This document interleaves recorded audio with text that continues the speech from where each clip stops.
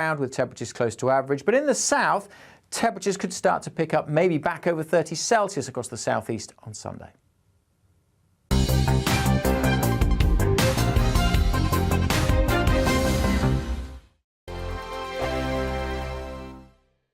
We are GB News. We're right across this great nation. On TV. On radio. On digital. Absolutely everywhere. We don't talk down to you. We embrace all voices with honest and civilised conversation. We are not part of the establishment. We're one of you. And we're only getting started. Join us on GB News, The People's Channel. Britain's news channel.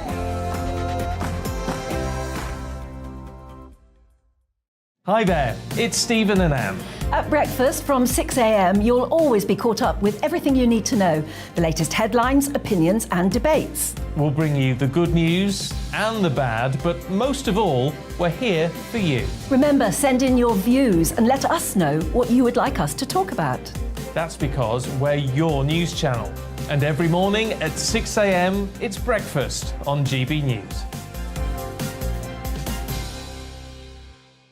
My name's Tom Harwood and join me 9:30 a.m. every weekday for The Briefing, your one-stop shop for everything you need to know about what's going on in politics today. I wonder if this is a deal that might need to be like the biscuits in this factory, twice baked. Is there not an opportunity here to win out against the extremes? Tom Harwood, GB News. What are you going to do about it? Things should have been done differently, and they certainly are being done differently. Don't miss it. The Briefing with me, Tom Harwood, 9:30 Monday to Friday on GB News. Where would you like to go? Just take me to the studio, please, mate. You know where you're going. I've got a show to do. Friday Night Feast on GB News, 7 p.m. And it's like nothing you've ever seen before. We take a different angle on the week's biggest news stories. The viewers and listeners set me some absolutely mad challenges to do. We're trying to rehome a rescue dog. And yes, there's some other wacky stuff in there as well. I feel like I could take on the world. Well, that's that. Friday Night Feast with me, Patrick Christie's, every Friday, 7 till 9 p.m. on GB News. Be there.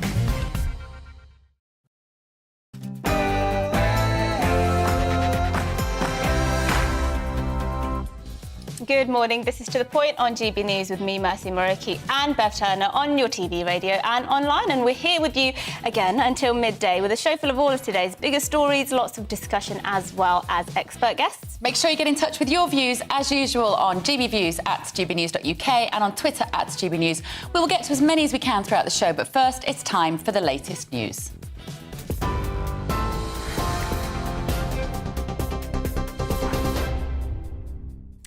Good morning. It's coming up to 1 minute past 10. I'm Rhiannon Jones in the GB newsroom. Rishi Sunak and Liz Truss have begun their head-to-head battle to become the next Prime Minister. The former Chancellor and the current Foreign Secretary are the final two contenders after Penny Mordaunt was eliminated yesterday. They'll now take part in a series of hustings and live TV debates over the summer. More than 160,000 Conservative Party members will then decide who should take over from Boris Johnson, with voting open until the 2nd of September. Ms Truss told GB News if she becomes Prime Minister, the Tory party will win the next election. What people right across Britain care about is how we are going to help them with the cost of living, how we're going to unleash opportunity. And I'm somebody who can get things done in government. I've shown that I'm willing to push things through Whitehall. And that's why we need to cut taxes. We shouldn't have raised national insurance in the first place. We need to cut it now. We need a moratorium on the green energy levy to cut people's fuel bills. And we need to power recovery by attracting investment, getting new businesses to set up. Shadow Justice Secretary Steve Reid told GB News both candidates represent everything that's wrong with Boris Johnson's government. We've ended up with two continuity candidates, both of them senior figures in Boris Johnson's government, and both of them up to their necks in every single mistake that he made, every tax hike that he imposed, and all the economic failure that they're desperately trying to launder their records about. So it doesn't make any difference which one of them becomes leader in the end, because they both represent the same record of failure, mismanagement and covering up, frankly, for all of the lies and law breaking that was going on under Boris Johnson. Soaring inflation has pushed the UK's budget deficit to its highest level since April last year. The Office for National Statistics says public sector borrowing rose to almost £23 billion. That's up from £12.5 billion in May. It's the second highest June borrowing since records began. Chancellor Nadhim Zahawi, though, says the government is on track to get debt down. Major cultural change is needed to reduce the number of drug deaths in Scotland. That's according to a new 3-year study. The report, issued by the Drugs Deaths Task Force, urges authorities to move their approach away from punishment and towards care. It also says a UK-wide change in law is needed to allow safe consumption rooms and reduce fatality. In 2020, there were more than 1,300 drug-related deaths in Scotland. That's higher than any other European country. Former Chief Constable and author of the report, David Strang, says the statistics are shocking. We are saying that change is needed, changes in public attitude, changes in how services are delivered. And the main change is that we need to adopt a public health approach to what has been described as a public health emergency.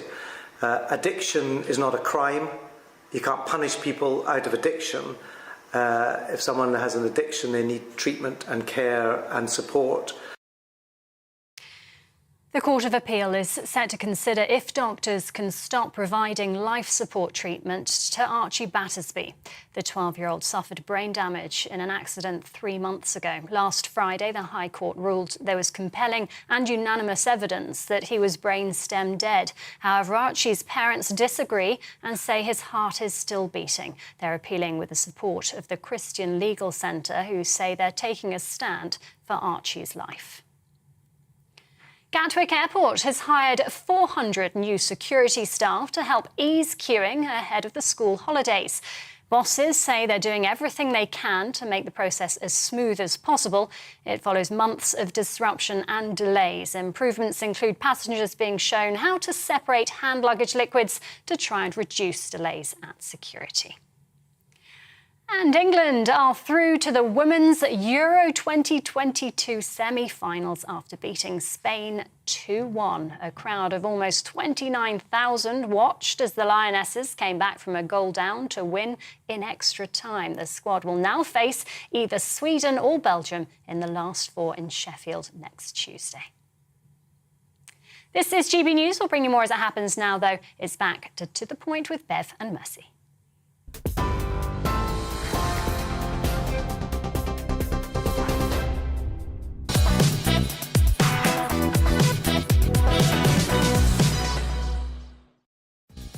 A very good morning to you. This is To The Point on GB News with me, Mercy Moroki, and Bev Turner on your TV, radio and online. We've got a great show lined up for you here with you until midday to kickstart your day. So here's what's on the menu. Either Rishi Sunak or Liz Truss will be the UK's next Prime Minister. We'll be giving you the latest developments, reaction to and analysis of the Tory leadership election. Yes, and a Welsh opposition leader says COVID passes were ineffective at stopping the spread of the virus. Well, why was such a controversial measure allowed to be introduced in the first place? That's the question we'll be asking. Stay tuned for that. Last year, Scotland had the worst drug death rate in Europe. A government task force is set to deliver a major report later today. We're going to be asking, how can we best tackle excessive drug use and addiction? I think the question there is, how can Nicola Sturgeon tackle that, since it's her patch of the world? But that's all coming up and much more as well across the programme. And get in touch, as usual, with your views, gbviews at gbnews.uk. But first, I'm giving my views on leaders being too posh.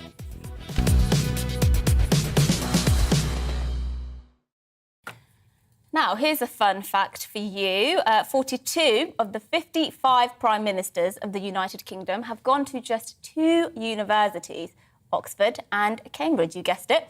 Now, I'm sure you knew it was pretty high, but that's very high. That's their 75%. Over half of Prime Ministers we've had were educated at just one of those universities, Oxford.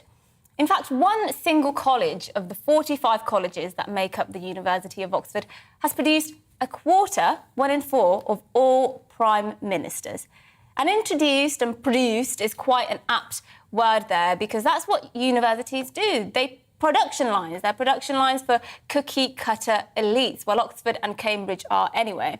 Leaders in waiting from the moment they set foot onto the campuses of Oxbridge, our uppity bourgeois wannabe 18-year-olds, are thrown onto the production line and assembled in the numerous pompous networks and debate clubs. And when they're finished and polished, they're chucked straight onto the conveyor belt and out into the revolving doors between politics and banking and any other corporate position you can think of.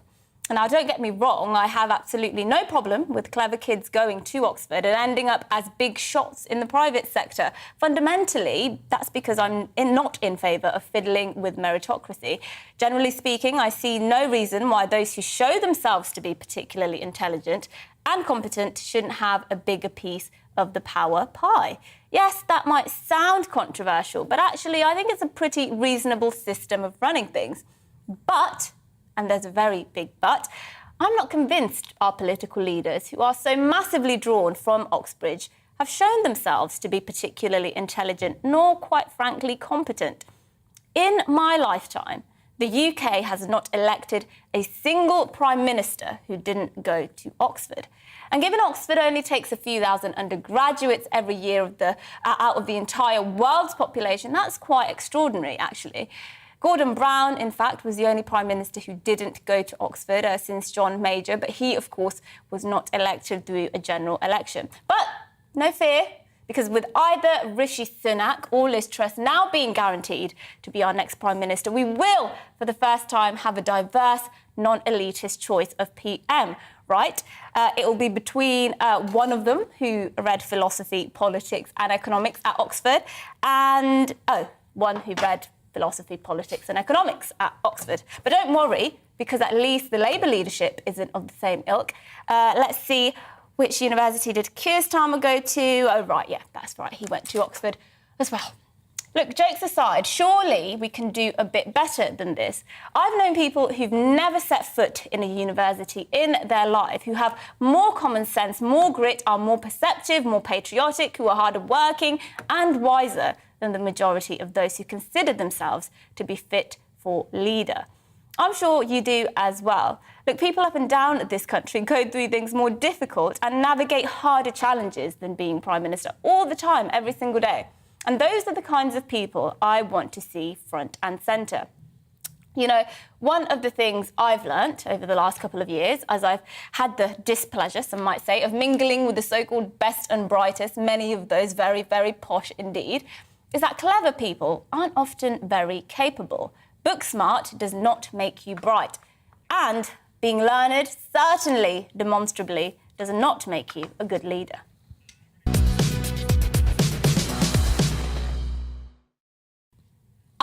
I'm really genuinely shocked by those statistics. Really? Well, I knew that most of our leaders were from Oxford and Cambridge, but I didn't realise quite how many. It's extraordinary, isn't it? 75% have gone to either Oxford or Cambridge. Over half have gone to just Oxford.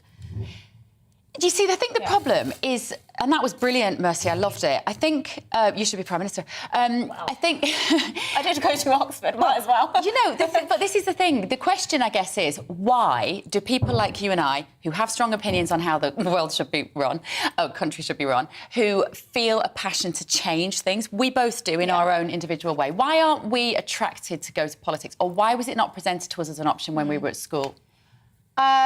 Funnily enough, I remember once, I think I would have been in year 8, 13 or 14 or so, and I said I wanted to be Prime Minister, and there was just tumbleweed, cricket, you know, yeah. But I think it's because, you know, you aspire to what is around you, really, don't you? And there'll be kids in private schools up and down the country who are surrounded by people in high up positions. My daughter was at her friend's play date yesterday. His dad's a pilot. Many of her friends' parents are vets, are doctors. So, of course, that will be within reach. When I was growing up, those kinds of I didn't know those kinds of people. That's exactly it. I would not know how to even begin trying to get into a position like that. But you see, we also didn't know TV presenters, and here we are. Because I had this conversation with my mum the other day, and she said, when you were 9 years old, Beverly, you said, I want to be Prime Minister, maybe a bit older. But of course, I grew up under Margaret Thatcher. And I said, did I really? Now, if I'd been born, I guess, into a different sort of family or a different kind of a higher echelon of social class, if you make those sort of suggestions, then it's almost... There are some people, the Jacob Rees-Moggs of this world, it's just assumed that's what they will become. It's assumed we've got to change that. I don't know how you do, though. It's a massive undertaking. Yes, well, give us your thoughts. What do you make of the fact that 75% went to Oxford? Just one college in Oxford has produced a quarter of our Prime Minister. I mean, it's quite extraordinary, isn't it? Get in touch, gbviews at gbnews.uk. Now, as I said there, Britain's next Prime Minister will either be Rishi Sunak or Liz Truss. We told you that yesterday, or I did. It comes after Penny Mordaunt was eliminated from the race after receiving the fewest votes in the final MP's ballot. Yes, so what happens next? Well, our national reporter, Paul Hawkins, can explain that for you just now. The numbers of votes cast for each candidate is as follows. Mordaunt, 105. Sunak, 137. Truss, 113. Therefore, Rishi Sunak and Liz Truss will be the candidates going forward to a final ballot of Conservative Party members. Liz Truss and Rishi Sunak will slug it out to be the next Conservative leader and your Prime Minister. It's the final round of voting, and now it goes to the party members, not just the MPs. Over the next 6 weeks, expect lots of campaigning, interviews, several hustings, and at least one televised debate. And before you think about becoming a member to get a vote, don't bother. You can only vote if you've been a member for 3 months. If that's you, then from August the 1st, you'll start to receive a ballot pack with instructions on how to vote, either by post or online. The recommended way, which also uses special codes to make sure the vote is secure. If you're on holiday, don't worry. The party says you can apply for an email to be sent to you with the codes so you can apply online. So how many Conservative members are there? Well, the official number isn't known, but at the last leadership election in 2019, there were around 160,000 members. Insiders say that number is likely to have grown a bit, but it'll still be less than 0.5% of the electorate deciding who the next PM is. They've got until 5 p.m. on Friday, the 2nd of September to vote. The winner, their party leader, and the UK's next Prime Minister will be announced on Monday, the 5th of September. So joining us now to discuss this in more detail is Sam Lister, Deputy Political Editor of the Daily Express and friend to GB News. Good morning, Sam. Good morning. Good morning. So no surprises, right? Overnight, did we all see this coming? Penny Mordaunt was never the favourite, was she? Well, this is funny, isn't it? Because we've all been twisting ourselves into knots here over the last few weeks about Penny Mordaunt. Will she be the outsider? Will Kemi Baden not come in from the outside too and blow this race apart? And actually, where we are now is exactly where everybody predicted a year ago. And it's all going to get a bit strange. I mean, listen, it's been strange so far, Sam, but it's all going to get a little bit weird now because you've got two people who are going to have to work together, whichever one of them ends up in number 10 Downing Street. And they're going to be playing this merry dance of attacking the other whilst also appearing to support their party. What are we likely to see between now and the 5th of September?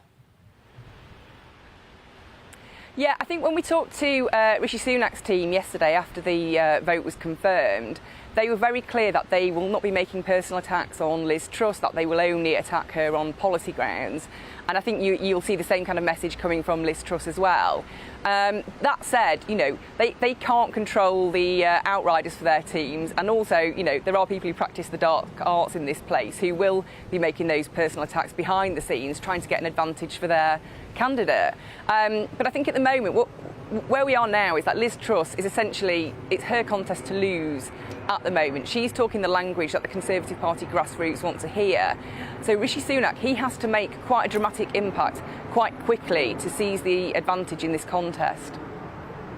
We had Deputy Editor of The Spectator on yesterday on the channel, Freddie Gray, and I found something, or it might have been Monday, I found something he said quite amusing, which is that the contest was more like Britain's Got No Talent. And I sort of agree with that, because in a way, that's the problem they've had. There's been no obvious talent here, no obvious charismatic leader to succeed Boris Johnson. Do you think we might actually start seeing them come to life at this point, now that the stakes are very high for Rishi and Liz? I think it's almost the opposite. They'll be so cautious. Certainly Liz Truss will be very careful not to try and put a foot wrong. We've seen Rishi Sunak, he's had such a high profile for such a long time because of the pandemic. And he's always very, very slick and very, very polished. So I don't think you will see anything of the kind of Boris Johnson flair. But actually, I mean, it's quite difficult. You know, there is nobody who matches Boris Johnson on charisma in Westminster. So I don't think there's even any point in trying to go down that route. They've just got to be who they are.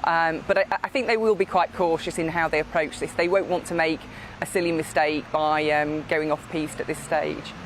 I saw a letter yesterday, Sam, that one member of the Conservative Party was sending to CCHQ to say, please, as members, can we, when we place our vote, can we just please add Boris Johnson's name to that list, if we would like to? Is it about 5,000 members of the Conservative Party who are voting? Have I got that right? Is it more than that? 100, I think, 200?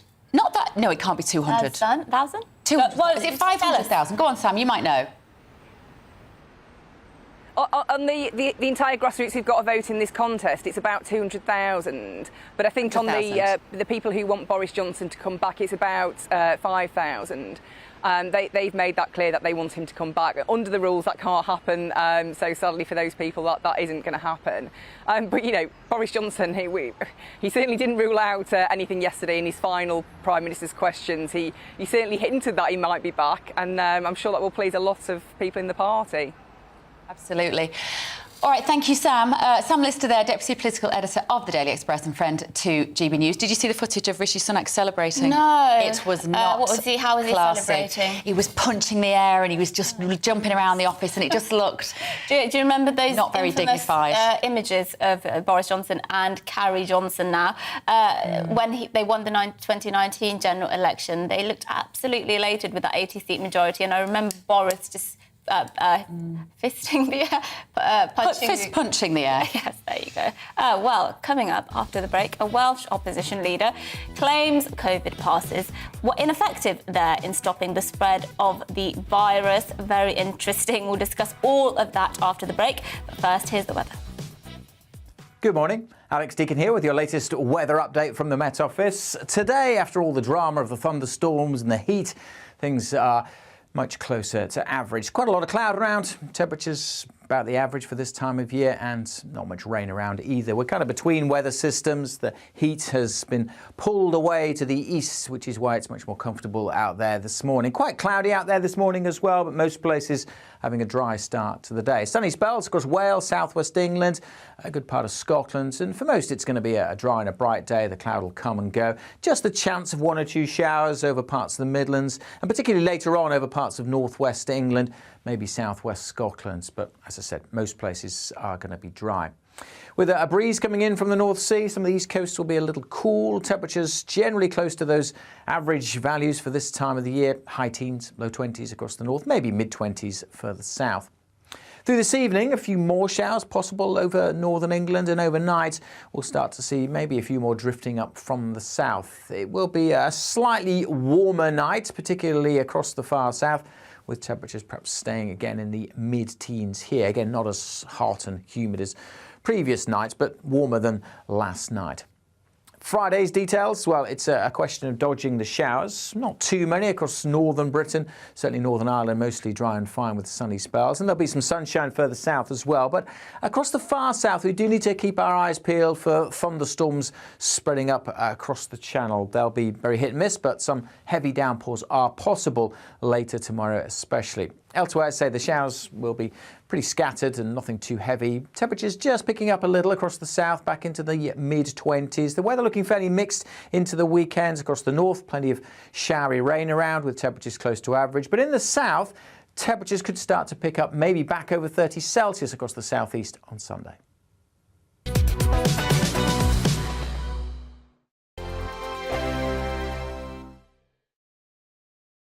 We are GB News. We're right across this great nation. On TV. On radio. On digital. Absolutely everywhere. We don't talk down to you. We embrace all voices with honest and civilised conversation. We are not part of the establishment. We're one of you. And we're only getting started. Join us on GB News, The People's Channel. Britain's news channel.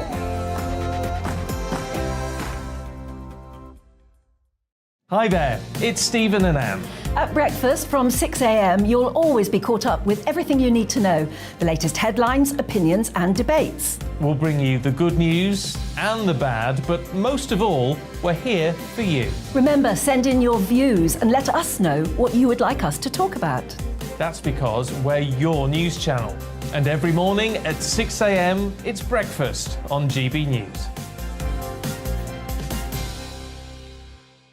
My name's Tom Harwood and join me 9:30 a.m. every weekday for The Briefing, your one-stop shop for everything you need to know about what's going on in politics today. I wonder if this is a deal that might need to be like the biscuits in this factory, twice baked. Is there not an opportunity here to win out against the extremes? Tom Harwood, GB News. What are you going to do about it? Things should have been done differently, and they certainly are being done differently. Don't miss it. The Briefing with me, Tom Harwood, 9:30 Monday to Friday on GB News. Where would you like to go? Just take me to the studio, please, mate. You know where you're going. I've got a show to do. Friday Night Feast on GB News, 7 p.m. And it's like nothing you've ever seen before. We take a different angle on the week's biggest news stories. The viewers and listeners set me some absolutely mad challenges to do. We tried to rehome a rescue dog. And yes, there's some other wacky stuff in there as well. I feel like I could take on the world. Well, that's that. Friday Night Feast with me, Patrick Christie's, every Friday, 7 till 9 p.m. on GB News. Be there.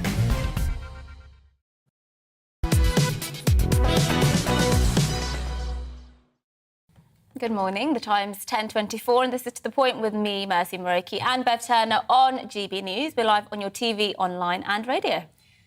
Now, the leader of the opposition in the Welsh Senate, Conservative Andrew Davies, has claimed that there was no evidence that mandatory COVID passes introduced in Wales were effective in stopping the spread of the virus. Yes, well, the controversial measures, which only passed into law because one opposition member of the Senate had technical difficulties signing into the vote. They couldn't sign into the vote. Apparently, they wouldn't be let in because they wasn't working, so they went ahead with the vote without them, and then obviously it was passed as a result. That law mandated that large events and nightclubs required proof of vaccination or recent test before attending. So joining us now to discuss this further is Jamie Jenkins, independent statistician and political commentator, known famously as Stats Jamie on social media. Jamie, great to see you. Just explain to us why this conclusion has been drawn in terms of the inefficacy of these COVID passes. Yeah, so good morning. I suppose it's probably worth just covering a little bit of the history on this. Mark Drakeford, the Welsh First Minister, very early last year was saying that he didn't think it was the role of government to bring these kind of vaccine passes in. And then time went on. And a bit like you've got SAGE in England, I live over in Wales, and we've got a technical advisory group that gives advice to the Welsh Government on such matters.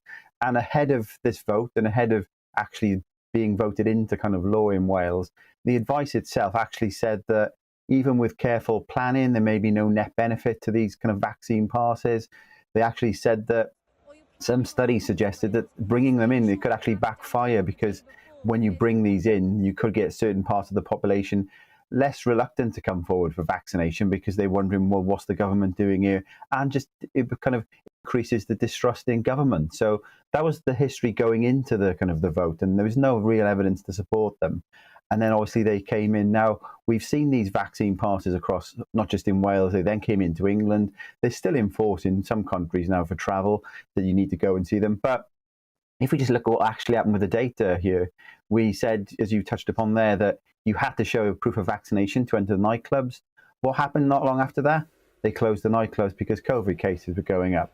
Now, the vaccination certificate, or the COVID pass is what they were calling it as well, it also may have meant that because we know that the vaccine itself doesn't stop the spread of the virus, it may have actually meant that some people who were maybe perhaps more vulnerable went to events because thinking that they were bomb-proof from catching COVID because of this way the vaccine pass was kind of presented. And then those who were unvaccinated actually had to get proof of a negative test to go into such events. So they may have actually been safer to have been around. So the health minister, I think, and the opposition leader, Archie Davis, yesterday was saying that she has confirmed to him that there's no evidence to prove that they did anything, which kind of confirms what the government were told potentially would be the case beforehand. This whole saga has concerned me a lot because for a couple of years we really put all our faith and we put our lives in the hands of epidemiologists whose sole job is to study the spread and the pattern of diseases in a population. And I have to say they really don't seem like they've covered themselves in glory. What does that say about the scientists who had so much power during COVID? Well, yeah, there's been some scientists who have been kind of cancelled for some of their views over the last couple of years.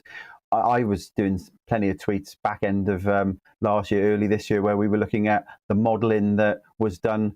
The good thing we had when Boris kind of rejected the calls from further restrictions is we had modelling, which for the first time said that if you don't do something, this is what will happen. And Boris didn't do something. So for the first time, we could then actually see, OK, let's see if what you are predicting does actually happen. And the modelling was way out. And you've still got people now calling for kind of more restrictions on lives. This week, we had the leaders of two health journals writing to the government to call for more restrictions. Now, ironically, around the time of that letter, if you look across England and Scotland now and Wales, the current wave of COVID is starting to decline. And I called this about 3 weeks ago on social media. I put a video up because naturally we saw it go in Portugal and South Africa. We're a little bit behind with the current wave. Went up for 4 weeks, started coming down. So it doesn't take a rocket science to look at the actual data from other countries and predict what probably will happen here. And it's exactly that. But we are still getting scientists or epidemiologists or sometimes just activists calling for more and more restrictions, which are not really justified. Found this story incredibly good news, Jamie, as you would know, because I've always been vocal for the last 2 years about the insanity of making a teenager, particularly that was at no mortal risk from COVID, take a drug which may cause them short or long-term illness or discomfort in order to go to a nightclub. Like the craziness of that kept me awake at night. This is no exaggeration to say that. As we head into this autumn, do you think these findings in Wales will put to bed the concept of mandatory vaccination for entry into anywhere this winter, this autumn? Because they were already on very thin ice with these sorts of protocols. Does this put it to bed? Is this going to be the end of them, do you think? I think so domestically. I can't see them ever coming back into the UK now. There's no real appetite in the UK government to do this. You know, we've got this living with COVID plan. The health minister saying they didn't kind of have any effect, really. There's no evidence anyway of any effect. And I think ultimately what we do know is that obviously the vaccinations themselves, for the most elderly people, yes, you can see that probably a need for that, and which is why we've got the booster rollouts for elderly people. But I think you're right there in terms of younger people. The vaccine doesn't stop the spread. And for most young people, you know, going all the way up to kind of middle age, if they do catch the virus, it's kind of a mild disease for most of them, even with or without having booster vaccines and fourth vaccines and stuff. So I think, yeah, this has probably killed this one off now. But remember that we still have this in force across some countries. If you go to Spain now, you still have to show that you've had a booster vaccine, or you've got to pay for tests to go into some countries. You know, the world needs to wake up. Even things like Australia now have scrapped the vaccination requirements for entry and things. So we still have them in some parts of the world. It's time to get on and time to move on with these things. All right, thank you ever so much. Jamie Jenkins there. Follow him on Twitter @StatsJamie if you want to see the dissemination of information across the... I'm turning into a rap. Across the nation for your education. Sound like a politician. Follow Jamie, because he really is a mega brain when it comes to looking at these numbers. And talking of mega brains, we were just talking about how every politician seems to have gone to Oxford and whether it does really make them apt for being Prime Minister. Les here says it's not just politicians from Oxford universities, it's also the armed forces, police, fire and civil servants. It's called the establishment. Connected families get the choices as selection is from the establishment. That is true. We do live in a class system. Sadly, social networks do get you much further than intelligence in our society, it would seem, a lot of the time. But it shouldn't stop people from putting themselves forward from working class backgrounds anyway. You'd hope so, but it will take an actual proactive, it will need some sort of campaign to get working class kids into that political system. And I don't think there's probably the appetite for that amongst those who are making those sorts of decisions. I remember when I was at sixth form college and I got the grades, could have gone to Oxford, I got a first class degree from Manchester in the end, state educated, it just worked really hard, girly swat.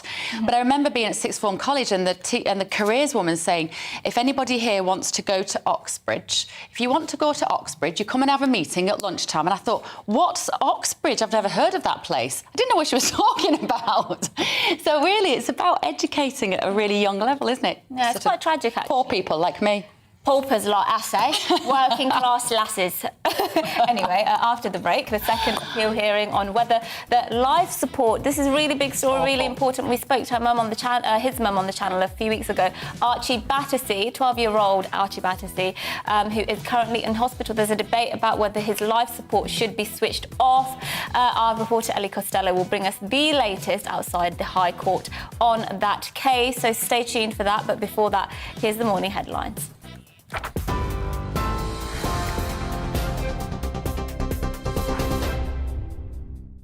It's 10:33. I'm Rhiannon Jones in the GB newsroom. Rishi Sunak and Liz Truss have begun their head-to-head battle to become the next Prime Minister. The former Chancellor and the current Foreign Secretary are the final two contenders after Penny Mordaunt was eliminated yesterday. More than 160,000 Conservative Party members will now decide who should take over from Boris Johnson. Liz Truss told GB News she'll correct mistakes of the past. Need to cut taxes. We shouldn't have raised national insurance in the first place. We need to cut it now. We need a moratorium on the green energy levy to cut people's fuel bills. And we need to power recovery. And some breaking news just in, the BBC has agreed to pay substantial damages to the former nanny of Princes William and Harry. It's over allegations used to obtain Martin Bashir's exclusive 1995 interview with Princess Diana. Alexandra Pettifer, better known as Tiggy Leg Burke, experienced serious personal consequences due to fabricated claims that she'd had an affair with the Prince of Wales while working as his personal assistant. The BBC has also made a public apology at High Court. Soaring inflation has pushed the UK's budget deficit to its highest level since April last year. The Office for National Statistics says public sector borrowing rose to almost £23 billion. That's up from £12.5 billion in May. It's the second highest June borrowing since records began. And major cultural change is needed to reduce the number of drug deaths in Scotland. That's according to a new 3-year study. The report issued by the Drugs Deaths Task Force urges authorities to move their approach away from punishment and towards care. It also says a UK-wide change in law is needed to allow safe consumption rooms and reduce fatalities. TV online and DAB+ radio, this is GB News.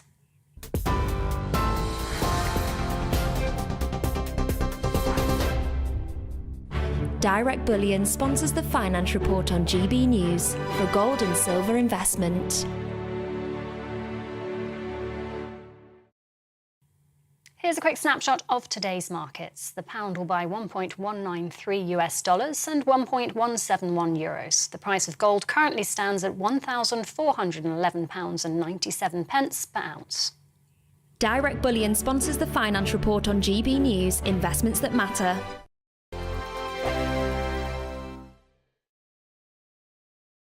We are GB News. We're right across this great nation. On TV. On radio. On digital. Absolutely everywhere. We don't talk down to you. We embrace all voices with honest and civilised conversation. We are not part of the establishment. We're one of you. And we're only getting started. Join us on GB News, the People's Channel. Britain's news channel.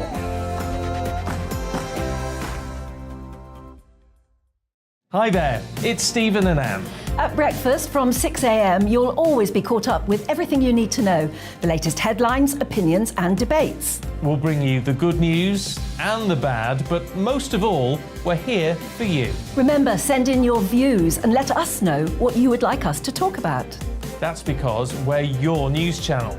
And every morning at 6 a.m, it's breakfast on GB News. My name's Tom Harwood and join me 9:30 a.m. every weekday for The Briefing, your one-stop shop for everything you need to know about what's going on in politics today. I wonder if this is a deal that might need to be like the biscuits in this factory, twice baked. Is there not an opportunity here to win out against the extremes? Tom Harwood, GB News. What are you going to do about it? Things should have been done differently, and they certainly are being done differently. Don't miss it. The Briefing with me, Tom Harwood, 9:30 Monday to Friday on GB News. Where would you like to go? Just take me to the studio, please, mate. You know where you're going. I've got a show to do. Friday Night Feast on GB News, 7 p.m. And it's like nothing you've ever seen before. We take a different angle on the week's biggest news stories. The viewers and listeners set me some absolutely mad challenges to do. We tried to rehome a rescue dog. And yes, there's some other wacky stuff in there as well. I feel like I could take on the world. Well, that's that. Friday Night Feast with me, Patrick Christie's, every Friday, 7 till 9 p.m. on GB News. Be there.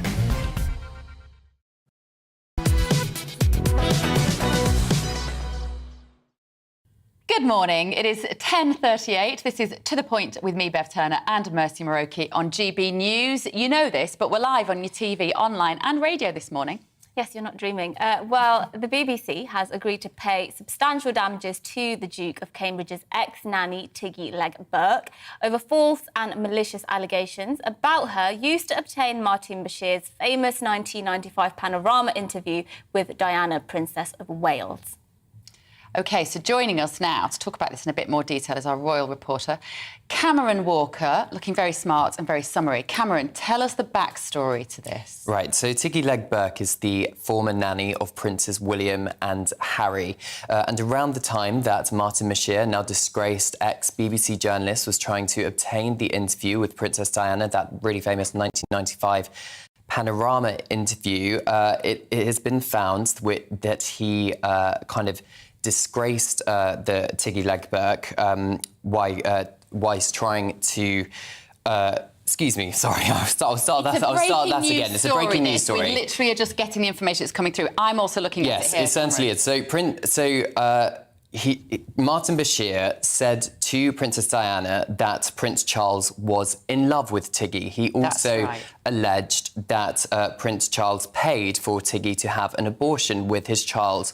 All of this completely false. Wow. The BBC has already paid out reportedly £1.5 million to the charity selected by the royal family following that damning Dyson report, which found that Martin Bashir did obtain this interview kind of, not under false pretences. And Prince William, if you remember, did that on-camera statement, very unusual, to saying how much he was disappointed in the BBC and the fact that that interview with Princess Diana should never be played again because she did that interview on the understanding that it's something which she was very much not agreed to. It was something which Princess Diana very much, was. Well, it was paranoid. It was acquired falsely, basically, almost fraudulently, I suppose, is one way of looking at it. Because the argument is she wouldn't have done that interview.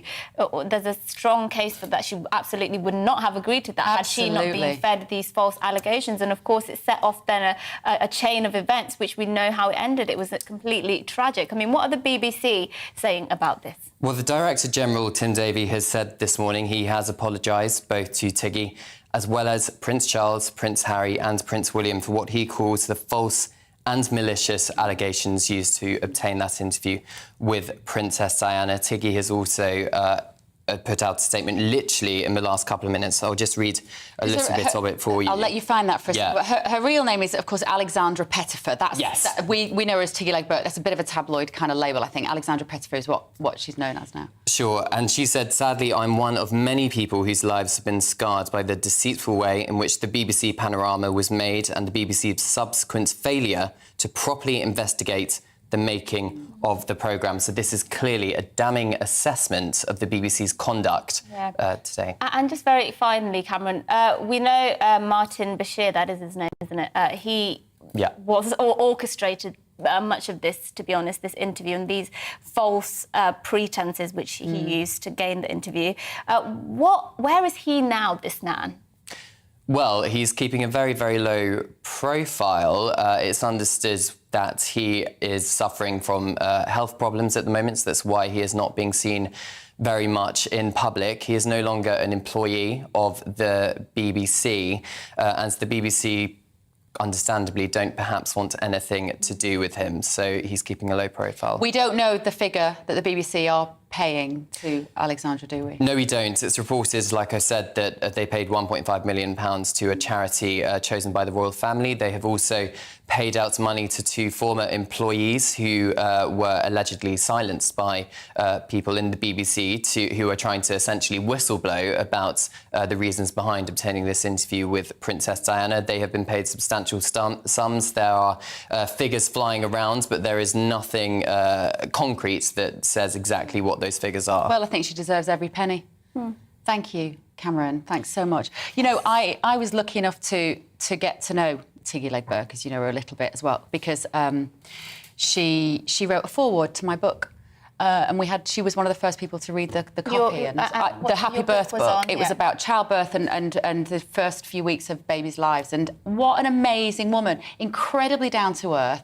And when I said how she wants to be described in the book, she said, well, I was a sort of a welly wangler for William and Harry. And I thought that was brilliant. She said I just organised the wellies and the raincoats. And I think she's been an absolute source of support for those young men throughout their whole life. And good for her. Of course, we do of course need to say Martin Bashir has denied duping Princess Diana into the BBC interview at a second appeal hearing on whether the yes, he denies that. So he's not here to defend himself, obviously. So we have to tell you that. But the BBC, as we heard there, will now be forced to pay substantial sums to that nanny because of essentially acquiring that interview through duplicitous means, really. Thank you, Cameron. OK, really sad story. We've been covering this here on GB News. There'll be a second appeal hearing on whether the life support system of 12-year-old Archie Battersby should be switched off. It's going to be held today. Yes, well, specialists at the Royal London Hospital think it is, quote, highly likely that he is brain dead, whilst Archie's parents disagree. Archie was found unconscious at his home in Southend in April. Holly Dance, who is Archie's mother, spoke to Stephen and Anne on GB News after last week's verdict. I been allowed specialists in to, like my specialists in privately that I'm prepared to pay for. Why have we not been allowed specialists in? The second and the other opinions that we've had have come direct. They're a link with that hospital. You know, if they're so sure that this is the case, why won't they allow us specialists in? In fact, our doctor from the USA, although he's got this massive, all this massive experience, a very, very qualified man, his thing was just like pushed under the carpet. Why? Awful. Our reporter Ellie Costello is outside the Royal Courts of Justice for us now. Ellie, just remind us how we've got to this position today. Well, it's a very sad case indeed, and it started 3.5 months ago when 12-year-old Archie Battersby was found unconscious at his home in Southend in Essex with ligature marks on his neck. Now, his family believe that he had taken part in an online challenge which had gone tragically wrong. He was then transferred to the Royal London Hospital in East London, where doctors told Archie's family that they believed that he was brain stem dead. He has never regained consciousness and he is on a life support machine. Now, there have been 2 hearings that have taken place since to determine whether that life support should continue. The hospital believes that it shouldn't. They don't think there is a chance of recovery. And in those previous hearings, the first one, the judge ruled that he believed that Archie had died on the day of his MRI scan on the 31st of May, and therefore that judge ruled that his life support should stop. Archie's parents then won an appeal, which was heard in July.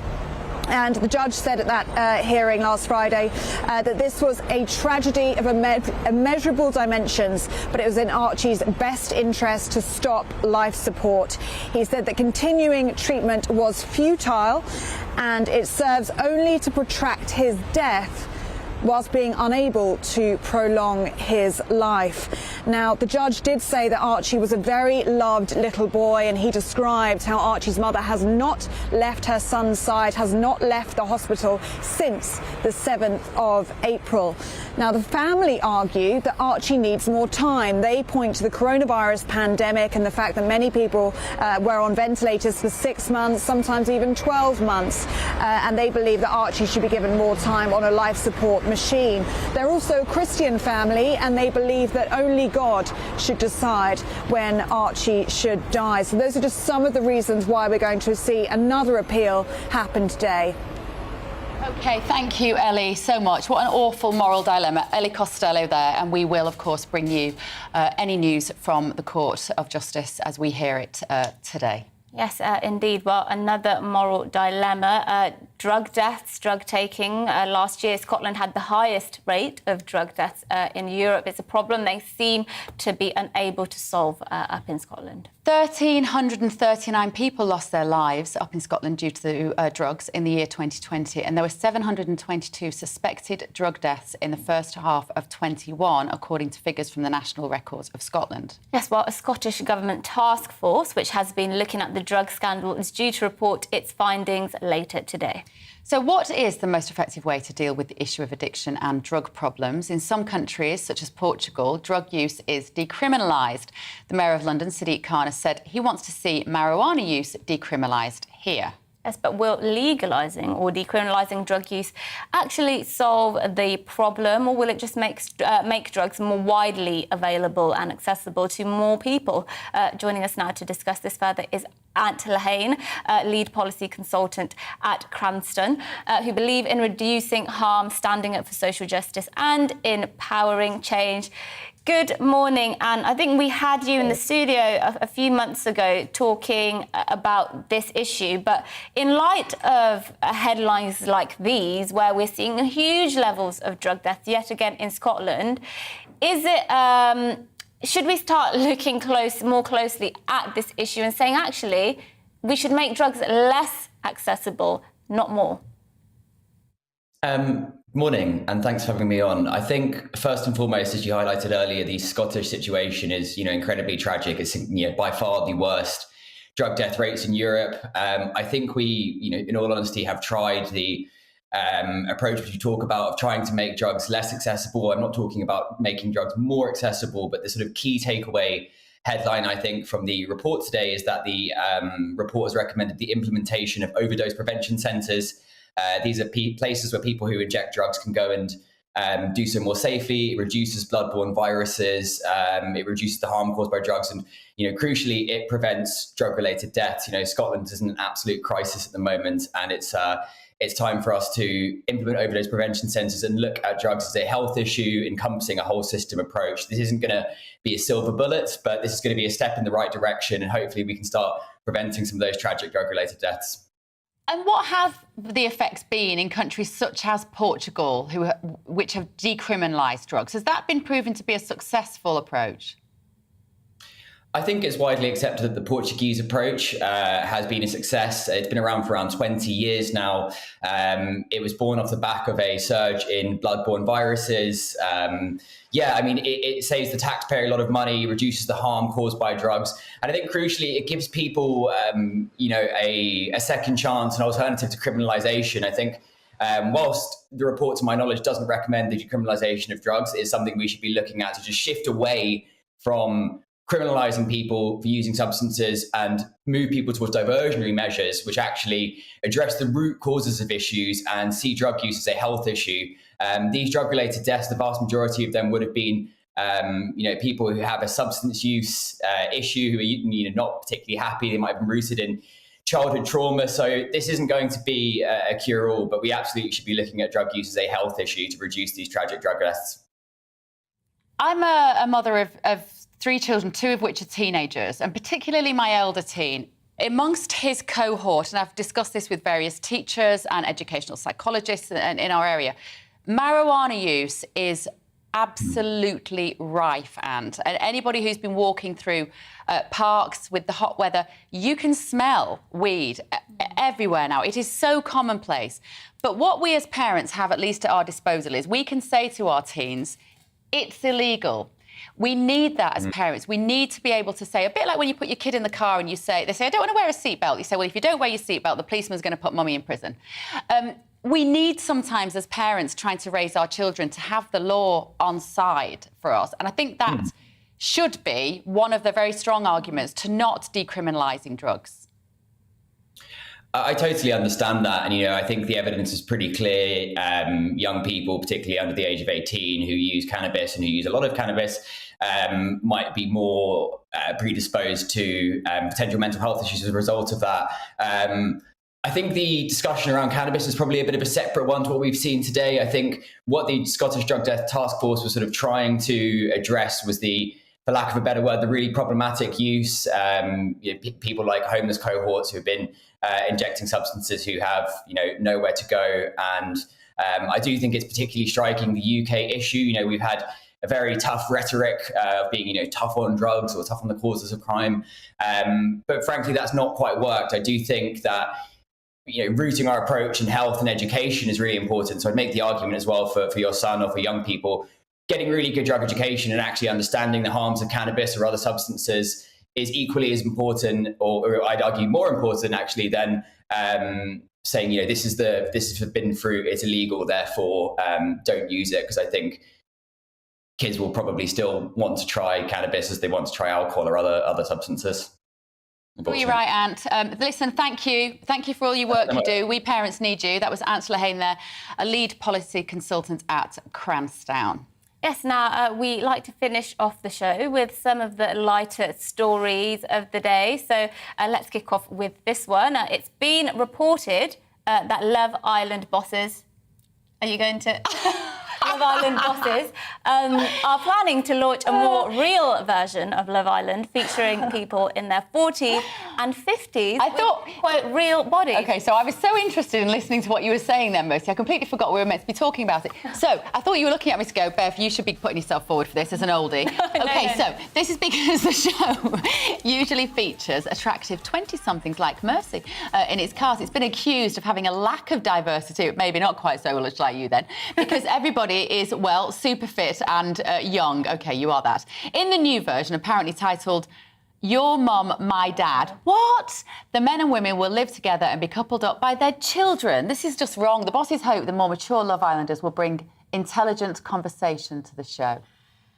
I don't like it. And a bit of cellulite and possibly a saggy belly. Because I don't want to see older people doing things on telly. They said 40s and 50s. Older, not old. But I'm in my 40s. Yeah, but you don't want to see your mum and dad, your mum and somebody else's dad getting off on the telly. I don't want to see even the young people doing that on the telly, but that's my inner Mary Whitehouse. Now, a little reminder that every Wednesday we hand our show over to you. It's a bit early in the week to be doing this, isn't it? Well, we'll tell you anyway. A bit late or a bit early for next week and a bit late for this week. It's Thursday today. But every Wednesday, Mercy and Patrick, when he's here, hand the show over to the viewers, don't you? Yes, we do. We did it yesterday. What we asked is for you to get in touch with what you want us to talk about on the day, because the entire show is dedicated to you. So we will only discuss the suggestions you sent in. You can send those ideas in at tothepoint@gbnews.uk. We'll look through the inbox and we will discuss whatever you want on Wednesday. So get those in. We're going to be going, I believe, to the news in a moment. And when you come back, it's to the weather first. I'm going to be doing a monologue. I touched on it yesterday. My absolute infuriating response to the reaction to the heat hyperbole that we had in the last couple of days. So do keep your views coming as well. We're going to be getting to those throughout the show. But first of all, here is the weather.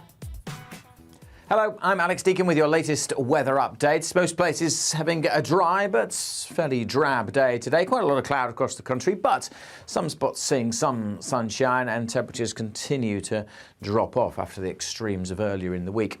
High pressure is moving in, but these weather fronts aren't too far away. They will influence things come the weekend. More on that in a moment. Today, though, under that high pressure, most places dry. Maybe just one or two showers here and there of the Pennines, drifting into northwestern parts of England, maybe southwest Scotland. Otherwise, as I said, most places dry and cloudy, but some sunny spells. West Wales, southwest England, northern parts of Scotland, the north coast of Northern Ireland, seeing a bit of sunshine. When the sun's out, temperatures getting up into the low to mid-20s across the south, but mostly we're only in high teens, low 20s territory.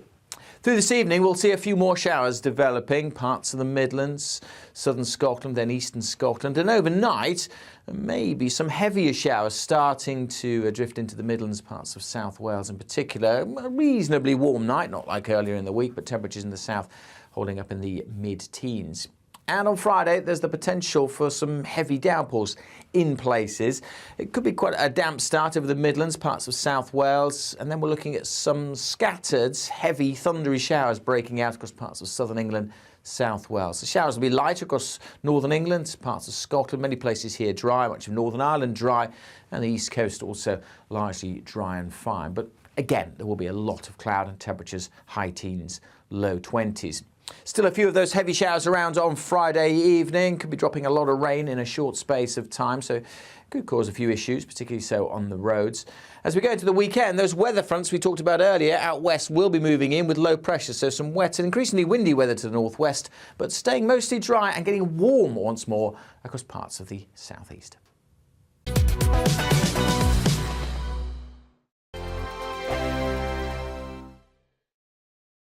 We are GB News. We're right across this great nation. On TV. On radio. On digital. Absolutely everywhere. We don't talk down to you. We embrace all voices with honest and civilised conversation. We are not part of the establishment. We're one of you. And we're only getting started. Join us on GB News, the People's Channel. Britain's news channel.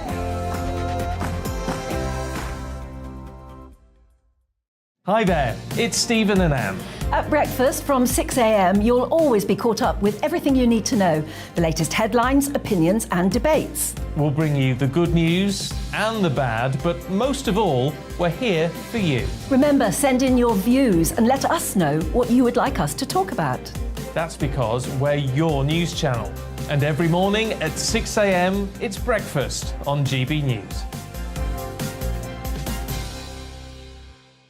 My name's Tom Harwood, and join me 9:30 a.m. every weekday for The Briefing, your one-stop shop for everything you need to know about what's going on in politics today. I wonder if this is a deal that might need to be like the biscuits in this factory, twice baked. Is there not an opportunity here to win out against the extremes? Tom Harwood, GB News. What are you going to do about it?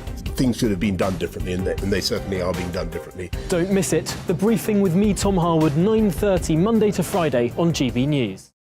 Where would you like to go? Just take me to the studio, please, mate. You know where you're going. I've got a show to do. Friday Night Feast on GB News, 7 p.m. And it's like nothing you've ever seen before. We take a different angle on the week's biggest news stories. The viewers and listeners set me some absolutely mad challenges to do. We tried to rehome a rescue dog. And yes, there's some other wacky stuff in there as well. I feel like I could take on the world. Well, that's that. Friday Night Feast with me, Patrick Christie's, every Friday, 7 till 9 p.m. on GB News. Be there.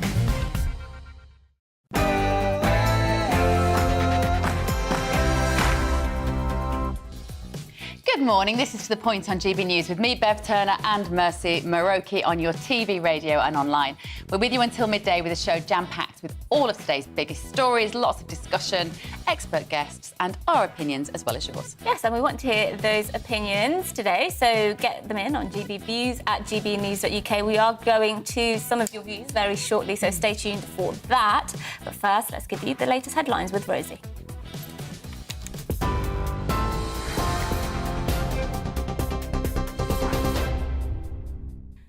Good morning, it's 1 minute past 11. I'm Rhiannon Jones in the GB newsroom.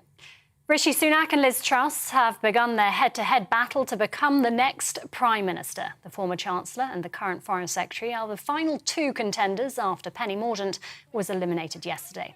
They'll now take part in a series of hustings and live TV debates over the summer. More than 160,000 Conservative Party members will then decide who should take over from Boris Johnson, with voting open until the 2nd of September. Ms Truss told GB News if she becomes Prime Minister, the Tory party will win the next election. What people right across Britain care about is how we are going to help them with the cost of living, how we're going to unleash opportunity. And I'm somebody who can get things done in government. I've shown that I'm willing to push things through Whitehall, and that's why we need to cut taxes. We shouldn't have raised national insurance in the first place. We need to cut it now. We need a moratorium on the green energy levy to cut people's fuel bills. And we need to power recovery by attracting investment, getting new businesses to set up.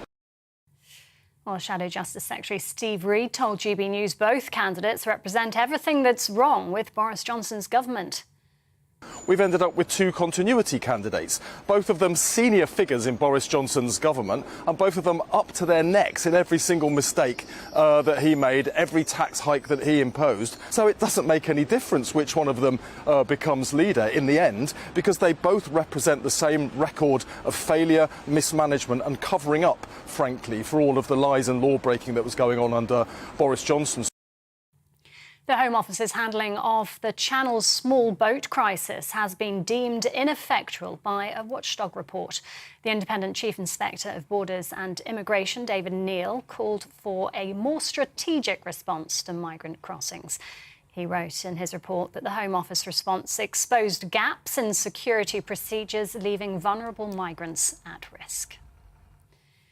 The BBC has agreed to pay substantial damages to the former nanny of Princes William and Harry. It's over what are being called false and malicious allegations about her used to obtain Martin Bashir's 1995 Panorama interview with Princess Diana.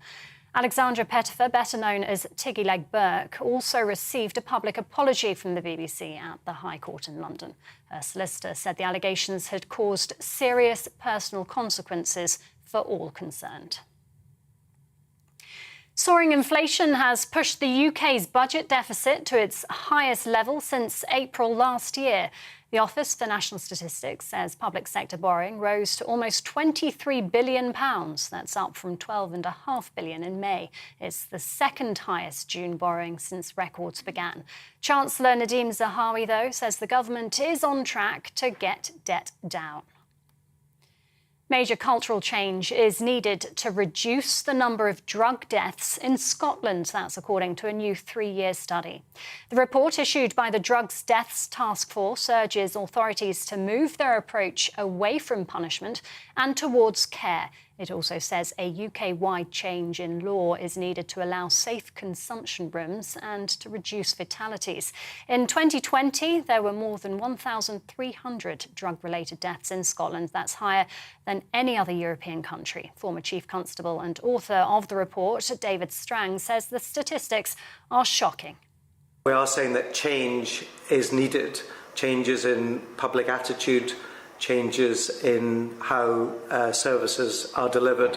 And the main change is that we need to adopt a public health approach to what has been described as a public health emergency. Addiction is not a crime. You can't punish people out of addiction. If someone has an addiction, they need treatment and care and support. The Court of Appeal is set to consider if doctors can stop providing life support treatment to Archie Battersby. The 12-year-old suffered brain damage in an accident 3 months ago. Last Friday, the High Court ruled there was compelling and unanimous evidence that he was brainstem dead. However, Archie's parents disagree and say his heart is still beating. They're appealing with the support of the Christian Legal Centre, who say they're taking a stand for Archie's life. And England are through to the Women's Euro 2022 semi-finals after beating Spain 2-1 in what a thriller. A crowd of almost 29,000 watched as the Lionesses came back from a goal down to win in extra time. The squad will now face either Sweden or Belgium in the last four in Sheffield next Tuesday. And best of luck to them. This is GB News. We'll bring you more as it happens. Now, though, it's back to Bev and Mercy with To The Point.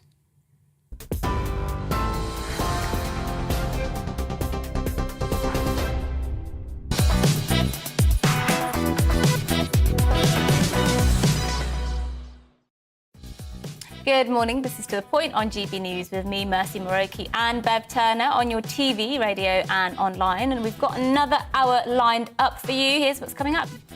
Liz Truss and Rishi Sunak will be holding hustings near you this summer. Buy your tickets now as they battle it out to be your next Prime Minister. So as the Tory membership gears up to vote, are they more ready for Rishi or eager to put their trust in Truss? We're going to be joined by Conservative Home Deputy Editor Henry Hill to hear what the voters are thinking.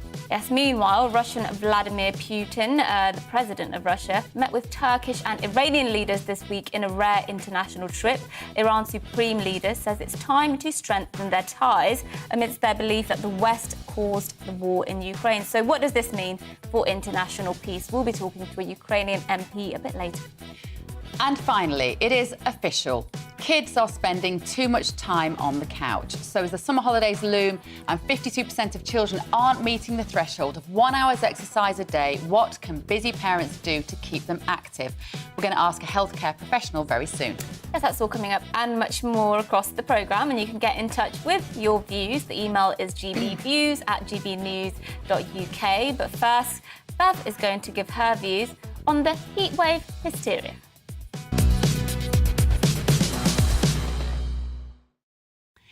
Right, it appears that the planet is warming up. I don't know enough about the history of global weather systems and their interactions with fossil fuels to know how much of this is attributable to mankind. But I do know there is an absence of debate about this on legacy media, and my alarm bells go off whenever I hear anyone say that the science on any matter is 100% settled. Should we be treating our planet with more respect? Of course we should.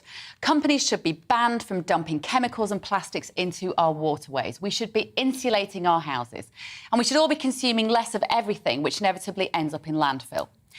But please, I urge you, be aware of green issue propaganda, which will serve large corporate interests which are not beneficial to you and also facilitate state control over your life. What am I talking about? Well, when Western governments quarantined healthy people, thereby abandoning pandemic preparations that were previously set in stone, I heard rumours, these theories, that this had very little to do with a virus with a high survival rate and was, in fact, priming us to respond to behavioural change intended to digitally organise humanity and save the planet. Now, I have no time for conspiracy theories. I want to see evidence with my own eyes, ideally from primary sources before I believe something. But even a cursory glance at the World Economic Forum website and the Sustainable Global Goals of Agenda 2030 provides pretty compelling evidence that changes are afoot, which will alter the movement, settlement, and even eating habits of humanity forever without your explicit consent. Secret filming of a senior executive at CNN Channel recently revealed that his confession were that orders were given from on high that, I quote, climate will be the next pandemic. And you only had to cast an eye over the media frenzy of the last few days in this country to know that heat hyperbole did change behaviours. My weekly Tuesday night netball match was cancelled. Now, you can ground my flights and switch off my gas supply, but when you cancel my netball, you unleash my inner lioness.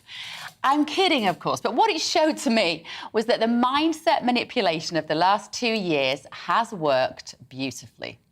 What behavioural psychologist Matthias Desmat calls mass formation psychosis has apparently been wonderfully effective. Now, the government didn't even have to threaten you with a fine to stay at home. People did it willingly. I went on social media showing images of local parks with plenty of shade that would have been busy had we not been receiving messages telling us all to be afraid, be terrified. Not advice to be mindful and know our own limits, but be scared, be weak, don't believe in your own innate ability to know what is safe. Those days are gone. I read on Twitter about a family, renewed family feuds because gatherings were cancelled. Again, because the government says we shouldn't go out. I saw messages on my daughter's phone from other 13-year-olds saying that they wouldn't meet up in the park because it was too hot. So healthy 13-year-olds stayed indoors playing on a screen all day, a double win for the tech companies. I visited a water park that was closing at 1 o'clock due to the heat. So a safe form of outdoor exercise prohibited. It is no wonder that teenagers die in rivers on hot days when we have such appalling provision of swimming lessons, pools, and well-managed outdoor swimming opportunities. I had a debate with one well-loved weatherman on here last week, and calling out the fear-mongering was considered so controversial that our conversation made the papers, with me cast as some sort of shock jock for saying that we are exaggerating the threat of the heat. The weatherman said there would be hundreds and thousands of deaths. I said that seemed unlikely, and I was right. I'm not suggesting that meteorologists are part of a plan to register us all to a biometric ID and social credit score system which will tell you when you can and can't leave the house for the sake of the planet. But when your specialist subject is on the front rather than the back page of every papers, it's easy to be swept along in that drama. It's a bit like the chief medical officers who went from being pretty boring doctors to hosting their own live press conferences every night, and now Knights of the Realm. Such attention can cloud judgment and impartiality. So as we look towards August and more of this manipulation, please enjoy the weather. Don't throw a cigarette out of a car window when the grass is dry. Check your smoke detectors are working because fire brigades are already understaffed. And use your common sense as well as sunscreen. Sadiq Khan was quick to jump onto the stage this week to bask in his own virtue signalling glory. And he said, we're going to experience these temperatures every couple of years. Fine. So make sure that our trains, our buses, our schools and our businesses are all prepared to cope, and we will stay alert to the brainwashing.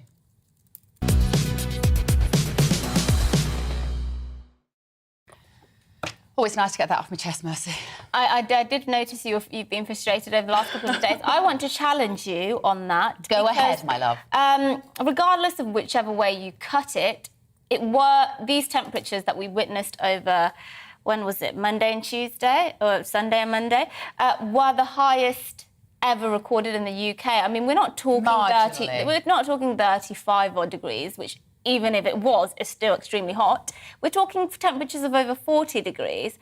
And in temperatures like that, even people who don't have underlying conditions, who aren't necessarily vulnerable, you can put you at risk. So, you have to acknowledge at least that they were extraordinary temperatures, and therefore perhaps an overreaction was better than an underreaction. It depends what you mean by vulnerable. Would it have been a sensible thing to take out a newborn baby that can't regulate its temperature and sit in the sun? No. Would it have been sensible as an elderly person, maybe with medical condition, to go and sit in the sun? No. Although, actually, anecdotally, I heard a lot of the older generation were all like, this is nothing, we can cope with this. I think it's just more... And it's not about... It's about risk assessment, isn't it? About the fact that at the moment we've got ourselves into this mindset whereby everything is about safety. We must not die. And it seems like the solution to not dying is just stay at home. I get that. And I am completely averse to an attitude where everything becomes about risk aversion. I think life, you have to take risks. But in this particular... And I think actually there's really plausible arguments to be made about the COVID situation, which it became far too much about avoiding risk in every single way by literally not leaving the house. But what I think with these temperatures, it's very clear that temperatures such as these can be a risk to people who aren't prepared for them. They were extraordinary temperatures, the highest on record, and therefore, in this particular instance, actually, I think over caution, the benefits of over-caution outweigh the risks of being too cautious. I guess it's under-cautious. Yeah, well, we could talk about this phrase. Yeah. I think it's not the heat that kills people, it's human behaviour. And therefore, let's educate people on how to be safer in the sun. Well, let us know what you think. Let us know what you think. Did we overreact?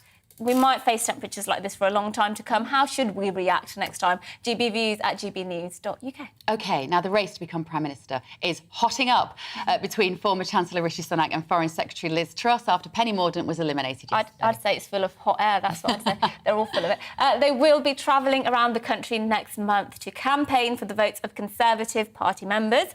So, for those of you at home who are eligible to vote, who are members of the Conservative Party, are you ready for Rishi, or are you willing to put your trust in Truss? I'm sure you're going to hear that overused Absolutely. over the next few Who weeks. is more likely to get the votes? And this morning, candidate hopeful Liz Truss spoke to Eamon and Isabel on breakfast here on GB News.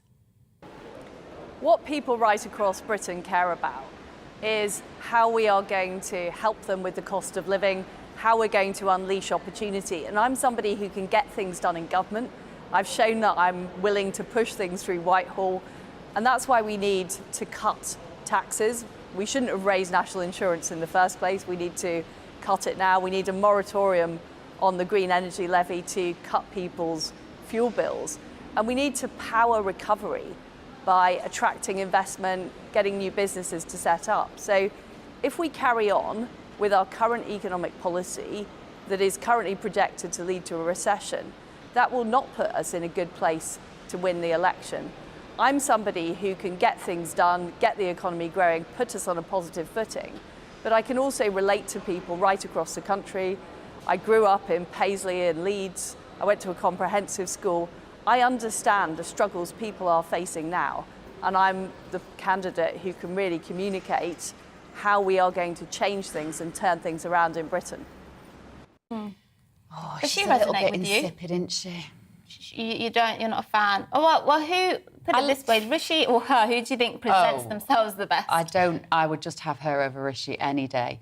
But my heart slightly sinks because we will enter a different era of politics. If it's Liz Truss against Keir Starmer, you've got none of the dynamic, kind of what we've been used to with Boris Johnson. And, I mean, that wasn't great either, to be fair. And maybe, she says, get the job done. I can see why they've picked that slogan for her, because she does look like she might not be very entertaining while she's getting the job done, but she might get the job done. Well, I think one of her other slogans is deliver, deliver, deliver, isn't it? And I think she knows she's not very charismatic. In fact, I think she admitted she wasn't as slick as the other leaders in one of the debates the other day, as the other leadership contenders. So maybe her USP is the fact she's able to deliver. Maybe that's what she's going to position herself as the woman who's, not very exciting necessarily, but will get things done. And at a time where, we are facing so many crises at the moment, not least the cost of living crisis, and where we do need government to make sure things are going how they should be to fix the crisis, maybe we do need somebody who is focused on delivering rather than theatrics. And given what you've just heard me say about the green agenda propaganda, I keep doing sentences which rhyme today. I like the fact that she says about the moratorium on the net zero taxes on our fuels. Great. I think there absolutely should be a moratorium on that, because people are struggling. When people are struggling to heat their homes this winter and are literally having to choose between heating and eating, with thousands of pounds going out just to heat their homes, who cares about net zero? I don't want people to die. I do not want people to suffer just for some global aim of filling net zero. We should, be a greener planet, but does it come at the cost of people's livelihoods today and now? Absolutely not for me. That's what I think. Steve's got in touch and said, I'd like Rishi to be Prime Minister because he isn't making promises about cutting taxes that aren't possible at present. I wish people would stop saying that he stabbed Boris in the back. How many people has Boris been loyal to, including his previous wives? That was from Steve. Yes. Tory leadership, Jerry says on that, Prime Ministers and most politicians are completely detached from reality, as is most of Oxbridge and Cambridge and their graduates. Unfortunately, the Labour ministers could live in reality who live in reality are opinionated, socialist and completely unfit to rule. So not much hope, Jerry doesn't think, for either Labour or Conservatives in terms of being able to relate to ordinary people. And Sandy has got in touch to say, having listened to Liz Truss this morning, why oh why is nobody asking Liz or Rishi about illegal immigration? With the number of illegal immigrants having trebled the over £5 million per day that we're spending, I guess, on housing people, would surely help our economy. Absolutely. I'm sure they will be forced to give their opinions on that very shortly. But after the break, the leaders of Iran, Turkey and Russia are planning to strengthen their ties in the face of what they see as Western aggression. What will this mean for global security? That's what we'll be discussing after this weather. Hello, I'm Alex Deakin with your latest weather updates. Most places having a dry but fairly drab day today. Quite a lot of cloud across the country, but some spots seeing some sunshine and temperatures continue to drop off after the extremes of earlier in the week. High pressure is moving in, but these weather fronts aren't too far away. They will influence things come the weekend. More on that in a moment. Today, though, under that high pressure, most places dry. Maybe just one or two showers here and there of the Pennines, drifting into northwestern parts of England, maybe southwest Scotland.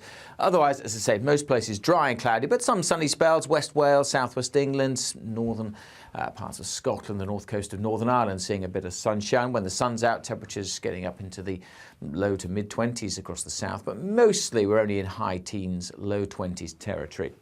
Through this evening, we'll see a few more showers developing, parts of the Midlands, southern Scotland, then eastern Scotland. And overnight, maybe some heavier showers starting to drift into the Midlands, parts of South Wales in particular. A reasonably warm night, not like earlier in the week, but temperatures in the south holding up in the mid-teens. And on Friday, there's the potential for some heavy downpours in places. It could be quite a damp start over the Midlands, parts of South Wales, and then we're looking at some scattered, heavy, thundery showers breaking out across parts of southern England, South Wales. The showers will be light across northern England, parts of Scotland, many places here dry, much of Northern Ireland dry, and the east coast also largely dry and fine. But again, there will be a lot of cloud and temperatures, high teens, low 20s. Still a few of those heavy showers around on Friday evening. Could be dropping a lot of rain in a short space of time, so could cause a few issues, particularly so on the roads. As we go into the weekend, those weather fronts we talked about earlier out west will be moving in with low pressure, so some wet and increasingly windy weather to the northwest, but staying mostly dry and getting warm once more across parts of the southeast.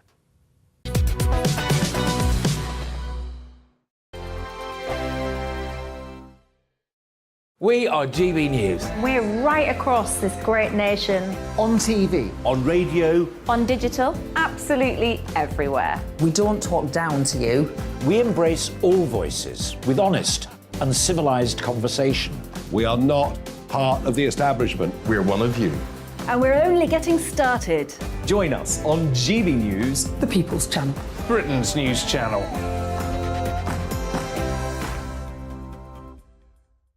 Hi there, it's Stephen and Anne. At breakfast from 6 a.m, you'll always be caught up with everything you need to know. The latest headlines, opinions and debates. We'll bring you the good news and the bad, but most of all, we're here for you. Remember, send in your views and let us know what you would like us to talk about. That's because we're your news channel. And every morning at 6 a.m, it's breakfast on GB News.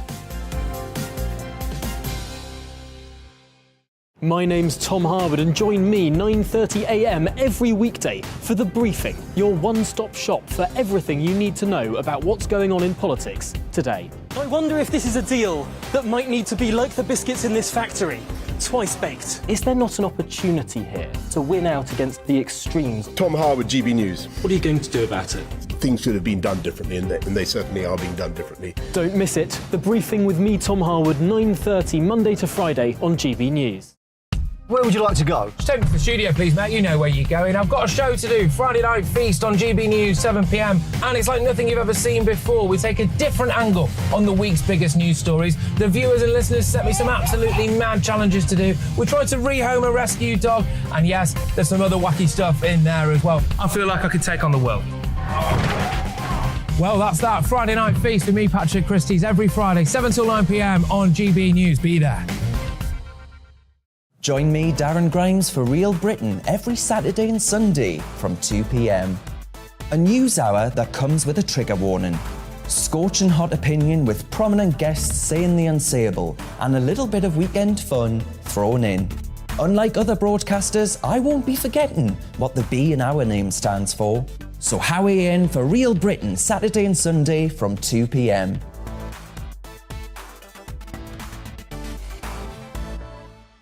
Hello, I'm Patrick Christie's. And I'm Mercy Moroki. Make sure that you join us Monday to Thursday, 10 a.m. until midday, right here on GB News for To The Point.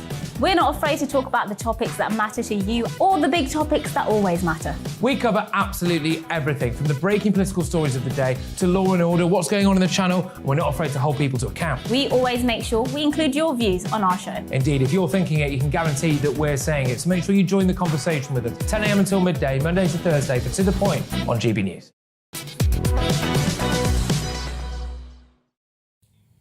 Good morning. It's 11:26 and this is To The Point with me, Mercy Moroki, and Bev Turner. We're on your TV, radio and online this morning on GB News. Now, some of the most powerful leaders of the East have met to strengthen their resistance against us in the West. Russian President Vladimir Putin met with the leaders of Iran and Turkey this week, who suggested that the West was to blame for the war in Ukraine. Yes, well, the three countries vowed to strengthen their ties as Putin looks to demonstrate that he still has powerful international friends. That's despite Russia achieving a sort of pariah status globally. So joining us to discuss what this international partnership could mean for the people of Ukraine, we're joined by Ukrainian parliamentarian Mykola Volkivsky. Oh, sorry, Volkivsky. Is that right, Mykola? I'm sorry. Yes, Volkivsky, yes. Good. So it was a chilling image, I think, for those of us in the West to see Erdogan and Putin and the leader of Iran all holding hands together on the stage. How did it feel for the people of Ukraine? Putin, just for example, he tried to find the new old allies, for example, during his bilateral meeting with Ibrahim Raisi. He tried, to talk mostly about the Syria, about the bilateral relations between Iran and Russia. I was a little bit confused when I thought there's Turkish leader Erdogan also to join this kind of bilateral summit. I try to remind you, just during the Madrid NATO summit, during his press conference, Erdogan, he said he tried to still be together with Ukraine, but also he's good friends of Putin because he knew him as a politician for too many years. But also, I'm not pretty optimistic about this kind of results of the summit for Russia because they asked for more support, for example, from Ibrahim Raisi or, for example, from Erdogan. But now we have the new answer of, for example, of CEO of Bayraktar. He said this kind of drones will continue to deliver it and sell to Ukraine, but not for Russia. From this reason, I am not optimistic about this kind of summits for him.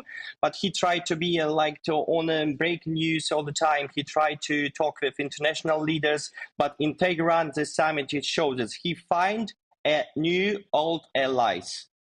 Yeah, it's very bizarre, isn't it? And it almost, as you mentioned there, Turkey and Russia have been on opposing sides, not in the far distant past. And I believe Turkish drones are also being used to support the war efforts in Ukraine for the Ukrainian army. So it does seem a bit desperate for Putin. Do you think his resolve and his determination to conquer, basically, let's call it what it is, conquer Ukraine has increased or actually decreased during this war? Because he thought it would be quick and easy, didn't he? And it hasn't been. Yes, of course, he tried. He would like to, to conquer the Kiev on 3 first days since 24th of February. Now as the war is continuing. And all the time, Putin, he tried to find the new allies. He tried to new partners, to support them as Russia is the part of the conflict in Ukraine, the war in Ukraine. But I am not optimistic. Of course, I'm not optimistic about any of this political steps on diplomacy, which was made by the Russia. Like, for example, I try to remind you, Indonesian and G20 summit of Minister of Foreign Affairs meeting, where Lavrov was totally isolated by the world leaders. He was by himself. He gave their press conference, and after he left this Bali summit. And also, we will see how he is inside the diplomacy next November in G20 summit in Bali, because Joko Widodo, the president of Indonesia, he also visited Ukraine and Kyiv, and he invited also Ukrainian president as a member of the invited countries to participate G20 summit. And also, I don't find any solution for Russia to find more allies, because they talk also in Tehran about the Syria war. And Erdogan in Bishkek in 29th of October last year, he said he can be the moderator of bilateral summit between Ukraine and Russia. And I prefer from Ukrainian side, as a former advisor to member of parliament, I prefer his kind of bilateral treatment talks will be provided in Turkey when in Belarus, because first two meetings it was exist in 29th of February in March in Belarus. But I prefer this Turkey position of you to moderate between Ukraine and Russia summits or something like that. If we can take one good thing that might come out of this summit, is that Erdogan is hoping to broker the deal to at least get some of the wheat. There's about 25 million tonnes of wheat being stored at the moment on the borders of Ukraine, which is desperately needed in Africa. That in itself might be the one good thing we can take from this if those ports are reopened. Yes, because and also it was a meeting between United Nations, Ukraine, Russia, and Turkey last week, and I'm positively they need to open the Black Sea for the ships, because to send wheat, because the Russians all the time they're stealing a lot of the wheat from the farmers from Kherson region, from Mykolaiv, and from this region which is thus under the Russian occupation. It's every country of the world, they observed it's what the Russian did in Ukraine for since 24th of February. From this reason, it's a positive reaction. It's a positive moment as the result of one positive result of this summit in Tehran. All right. Thank you ever so much for joining us to discuss that. Thank you very much. Mykola Volkivsky, a Ukrainian parliamentarian. Well, let's go to couple more of your views before we take a short break. We've been talking about lots today. We, of course, spoke about that BBC story which was breaking earlier. It's that they will be forced to pay out damages, essentially, to William and Harry's old nanny. I forget her name now. Alexander Pettifer, formerly known as Tiggy Leg Burke. That's what the Yes, and that's because the Martin Bashir interview that they did a long time ago, that famous interview which Diana gave, that sort of tell-all testimony, well, it was found to have been acquired by false pretences. Alan says, how will anything hurt the BBC when they use our money to pay the fines and damages? And I was thinking about that earlier, because I wonder if they have some sort of insurance for this thing, or it is coming. Either way, it's our money. But what pot will this be coming out of? Well, I guess they only have one pot, and it's our money. We fill it. I mean, Bill Gates gives them a lot as well. I think he gives them about £500,000 a year, at least. But there is money. Yeah, you're right. It's taxpayers' money that is having to fork out for this mistake from, I think it was 1995, was it, that interview? Nevertheless, it feels like justice has prevailed. It's absolutely the case that Alexander Pettifer, Prince and William's old nanny, should have been entitled to compensation for this. If the BBC, because essentially lies were told about her in acquiring the interview, which were reported in the tabloids, and made her life really difficult. Yeah. Ellie has said on the same subject, if the BBC have to pay out substantial payouts, why should they worry it's not coming out of their pay pack? Is that the one you just read? That is. No, and that's a different. Oh, it's very, but it's the same principle actually. You're all saying the same thing. If I had to pay out such money, why would I be sorry if the man up the road pays it? Yeah, it's like when you crash. I know. People who crashed their cars as soon as they got them as 17-year-olds, but it's fine because their parents paid for it. Yeah. So they don't really mind. No, quite. And what else have you been telling us this morning? Oh, we brought that story about the Scottish drug problem and a report that's going to be out today about that. And Steve has said the problem is alcohol has been made extremely costly. It doesn't mean that's a bad thing, but the Scottish people love a drink. If you make it difficult, they'll turn to drugs. Yes, well, there you go, GBVs at gbnews.uk. But after the break, a damning report takes a look at our borders and how a number of asylum seekers have fled secure hotels. More of that in just a moment. But first, Rhiannon's giving you the latest headlines.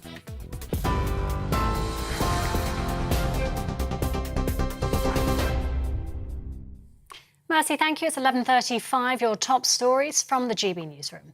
Rishi Sunak and Liz Truss have begun their head-to-head battle to become the next Prime Minister. The former Chancellor and the current Foreign Secretary are the final two contenders after Penny Mordaunt was eliminated yesterday.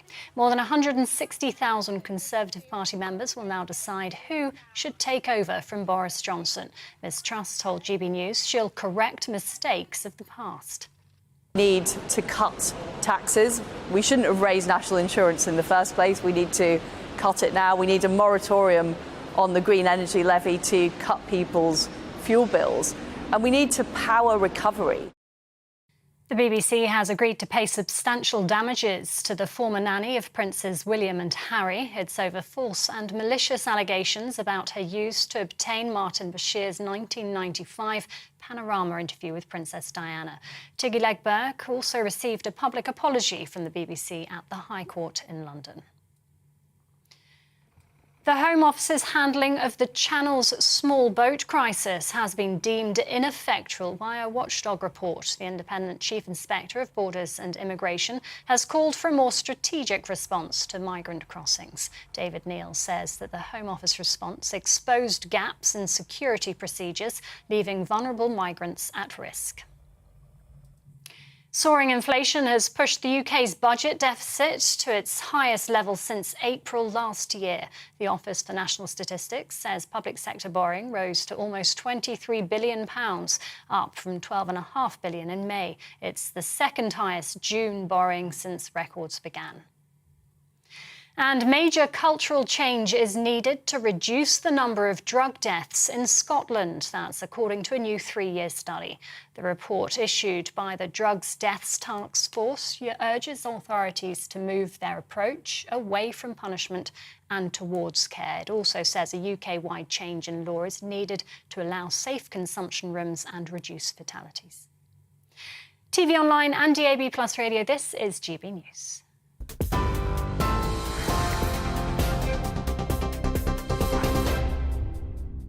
Direct Bullion sponsors the Finance Report on GB News for gold and silver investment.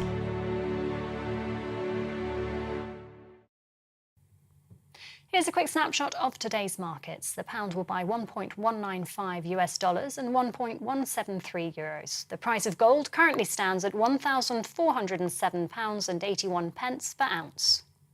Direct Bullion sponsors the Finance Report on GB News for physical investment.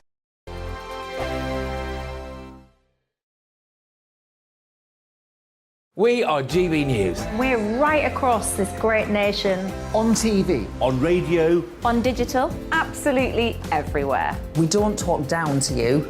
We embrace all voices with honest and civilised conversation. We are not part of the establishment. We're one of you. And we're only getting started. Join us on GB News, The People's Channel. Britain's news channel.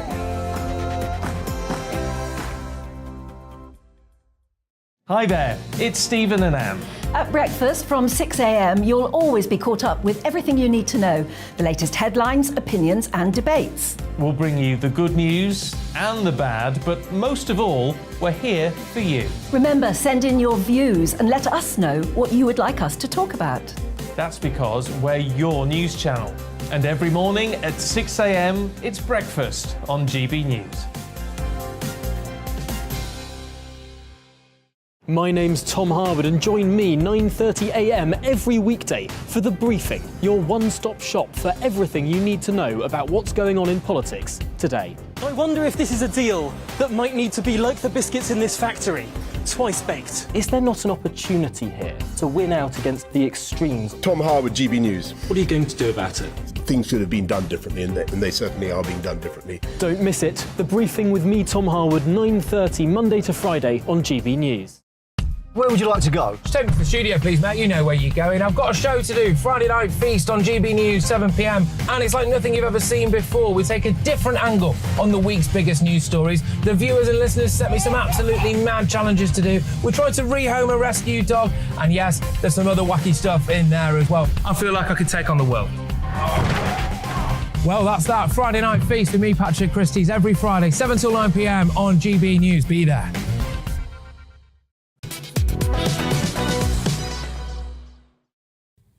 Good morning, it's 11:40 and this is To The Point with me, Mercy Moroki and Bev Turner on GB News. We're live on your TV, online and radio this morning.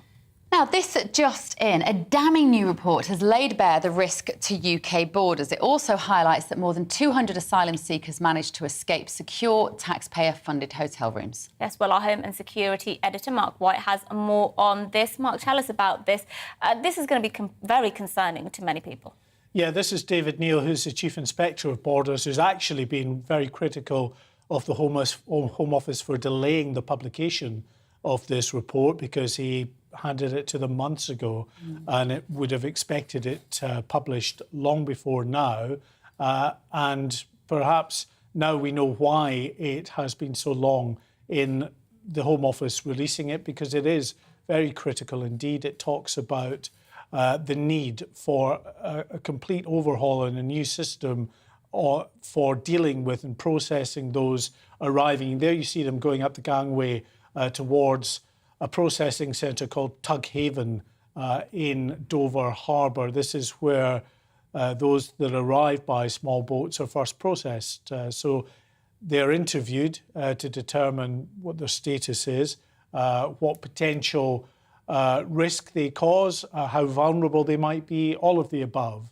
But David Neal says in his report that really because of the sheer volumes of people that have been coming through this processing centre, those checks and safeguards, vital checks and safeguards, just haven't been happening. So he says, for instance, in terms of taking biometrics, that is not happening. So your photograph, your fingerprints and the like. He says that data, the lifeblood of decision-making, is inexcusably awful. Equipment to carry out security checks is often first generation and unreliable. Put simply, he says, if we don't have a record of people coming into the country, then we don't know who is threatened or who is threatening. So in other words, we don't know who is a genuine asylum seeker or who may be someone who is a criminal or a terrorist. They need to be kept an eye on. Mark, doesn't this, I mean, in a way, it is shocking, but in one sense, it's not surprising, is it? Because, you know, these people, some of whom are economic migrants, if they're coming to England and they're put in hotels, you know, they're not locked away. They don't have the locks shut as soon as they enter their hotel room. They are free to leave if they want to. So, of course, they would leave if they're not genuine asylum seekers.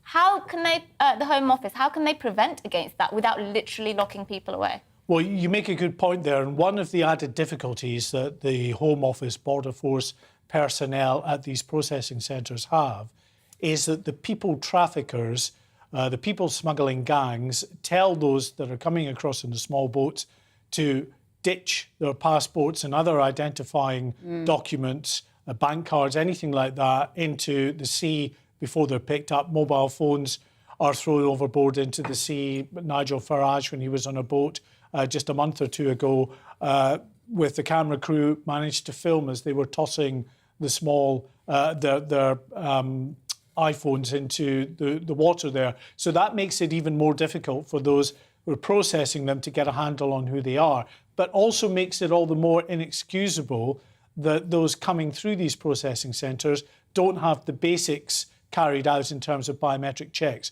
So their photograph taken and their fingerprints taken.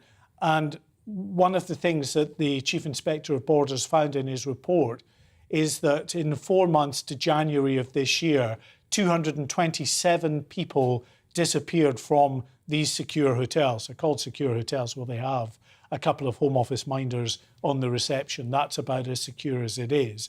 227 people disappeared, and a good significant number of them hadn't had these biometric checks. So there's no fingerprints or photographs existing of them in this country as they disappear off into the black economy. And in a 5-week period, 57 people absconded.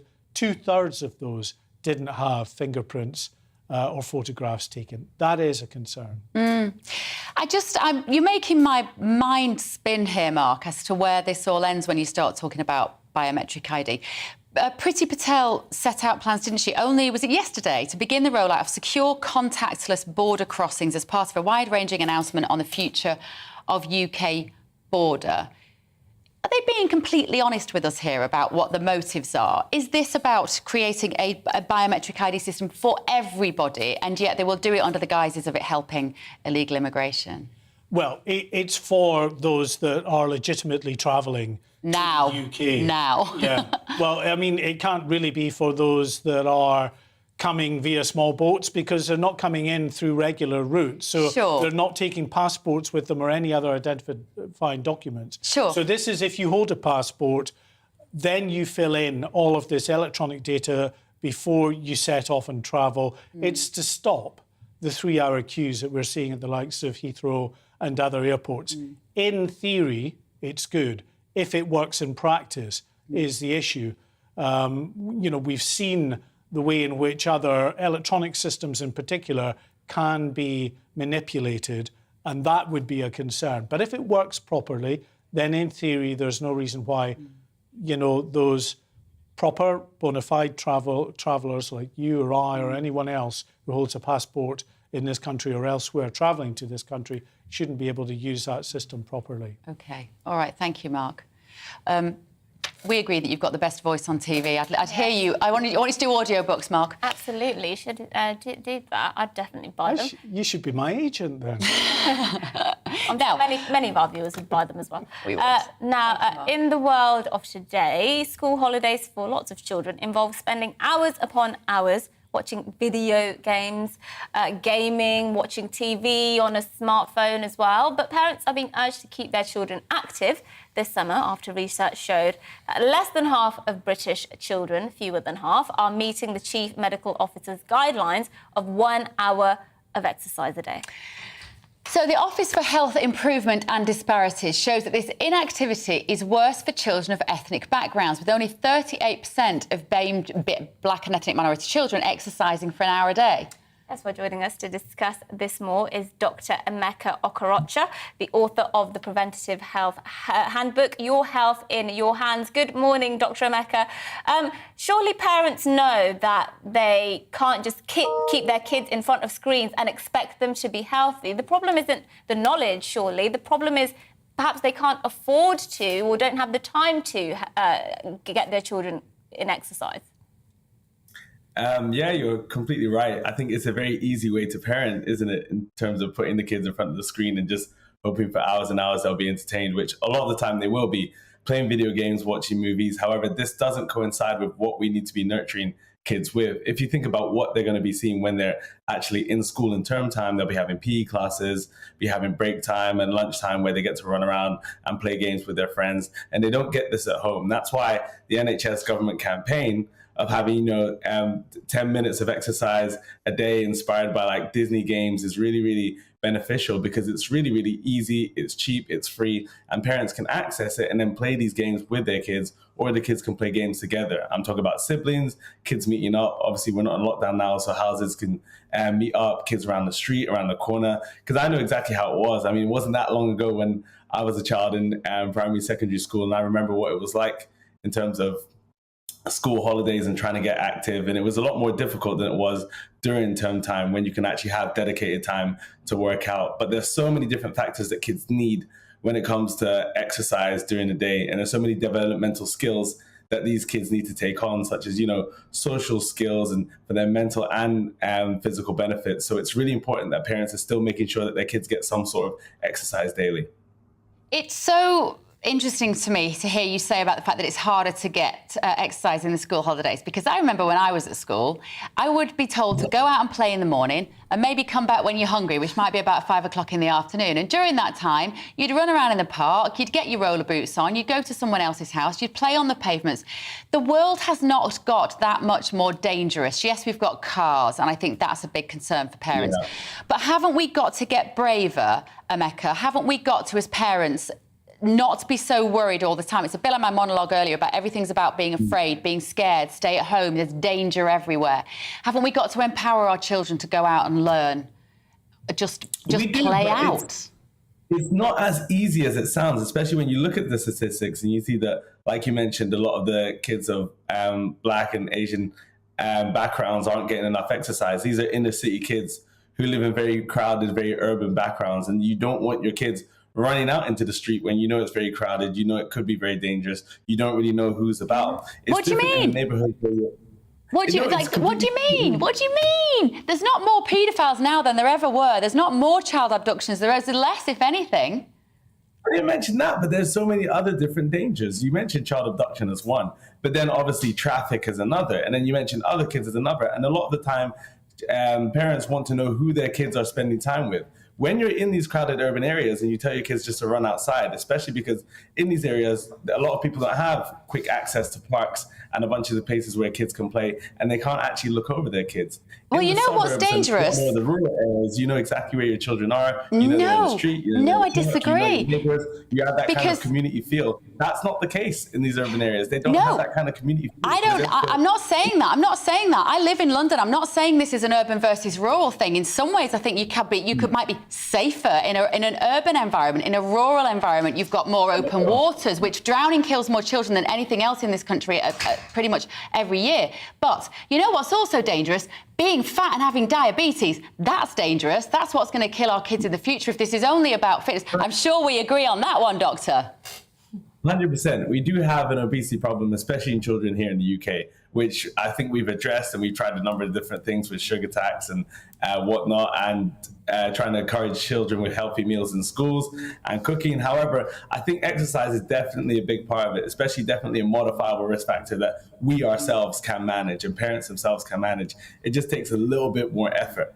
Because I do understand from a parent's perspective, you don't want to just throw your kids into the street and not know who they're with and where they're going, because there are dangers out there. And I would have anxiety as a parent doing that. However, I think it's important for parents, even if they want to watch over their kids for an hour or take the 3 kids out to the park for an hour just to run around by themselves and then bring them back in, or have them playing run around games inside if you have those kind of facilities. But a lot of the people in the urban areas obviously don't live in flats and smaller accommodations.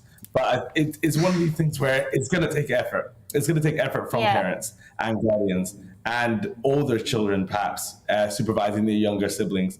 But it's definitely something that's necessary.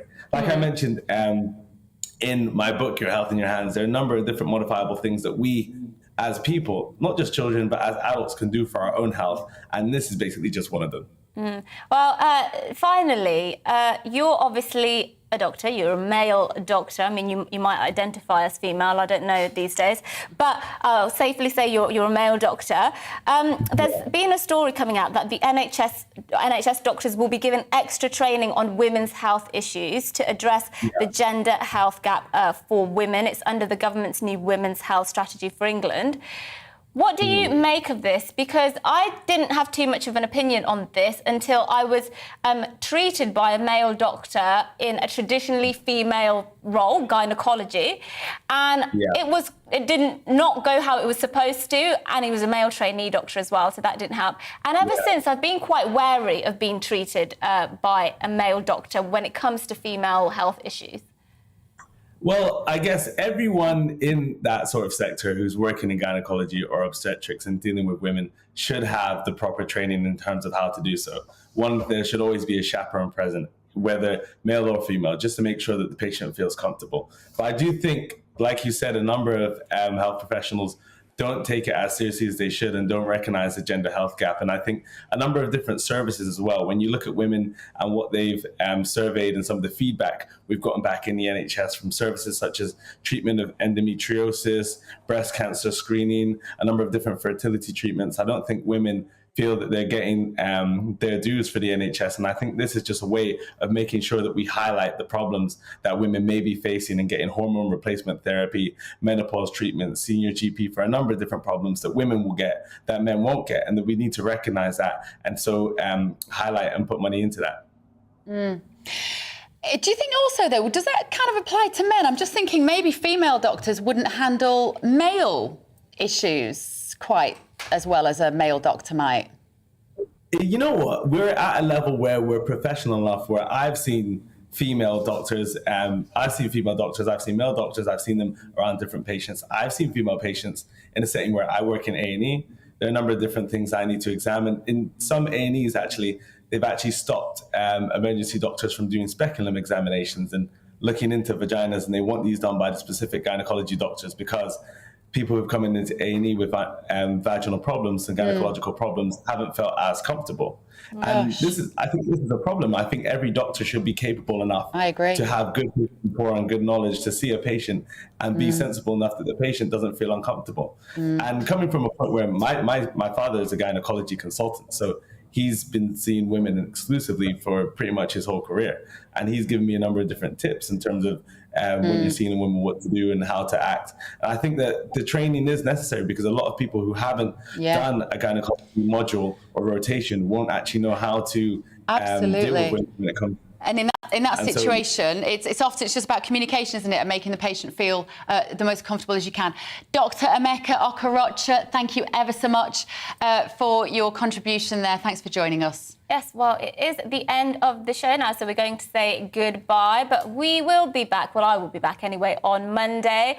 You're going to be back soon. I'm back tomorrow. As well, back tomorrow. And we're going to pass you over now to Gloria De Piero with the briefing. But just before that, here's the weather. Hello, I'm Alex Deakin with your latest weather updates. Most places having a dry but fairly drab day today. Quite a lot of cloud across the country, but some spots seeing some sunshine and temperatures continue to drop off after the extremes of earlier in the week. High pressure is moving in, but these weather fronts aren't too far away. They will influence things come the weekend. More on that in a moment. Today, though, under that high pressure, most places dry. Maybe just one or two showers here and there of the Pennines, drifting into northwestern parts of England, maybe southwest Scotland. Otherwise, as I said, most places dry and cloudy, but some sunny spells. West Wales, southwest England, northern parts of Scotland, the north coast of Northern Ireland, seeing a bit of sunshine. When the sun's out, temperatures getting up into the low to mid-20s across the south, but mostly we're only in high teens, low 20s territory. Through this evening, we'll see a few more showers developing, parts of the Midlands, southern Scotland, then eastern Scotland. And overnight, maybe some heavier showers starting to drift into the Midlands, parts of South Wales in particular. A reasonably warm night, not like earlier in the week, but temperatures in the south holding up in the mid-teens.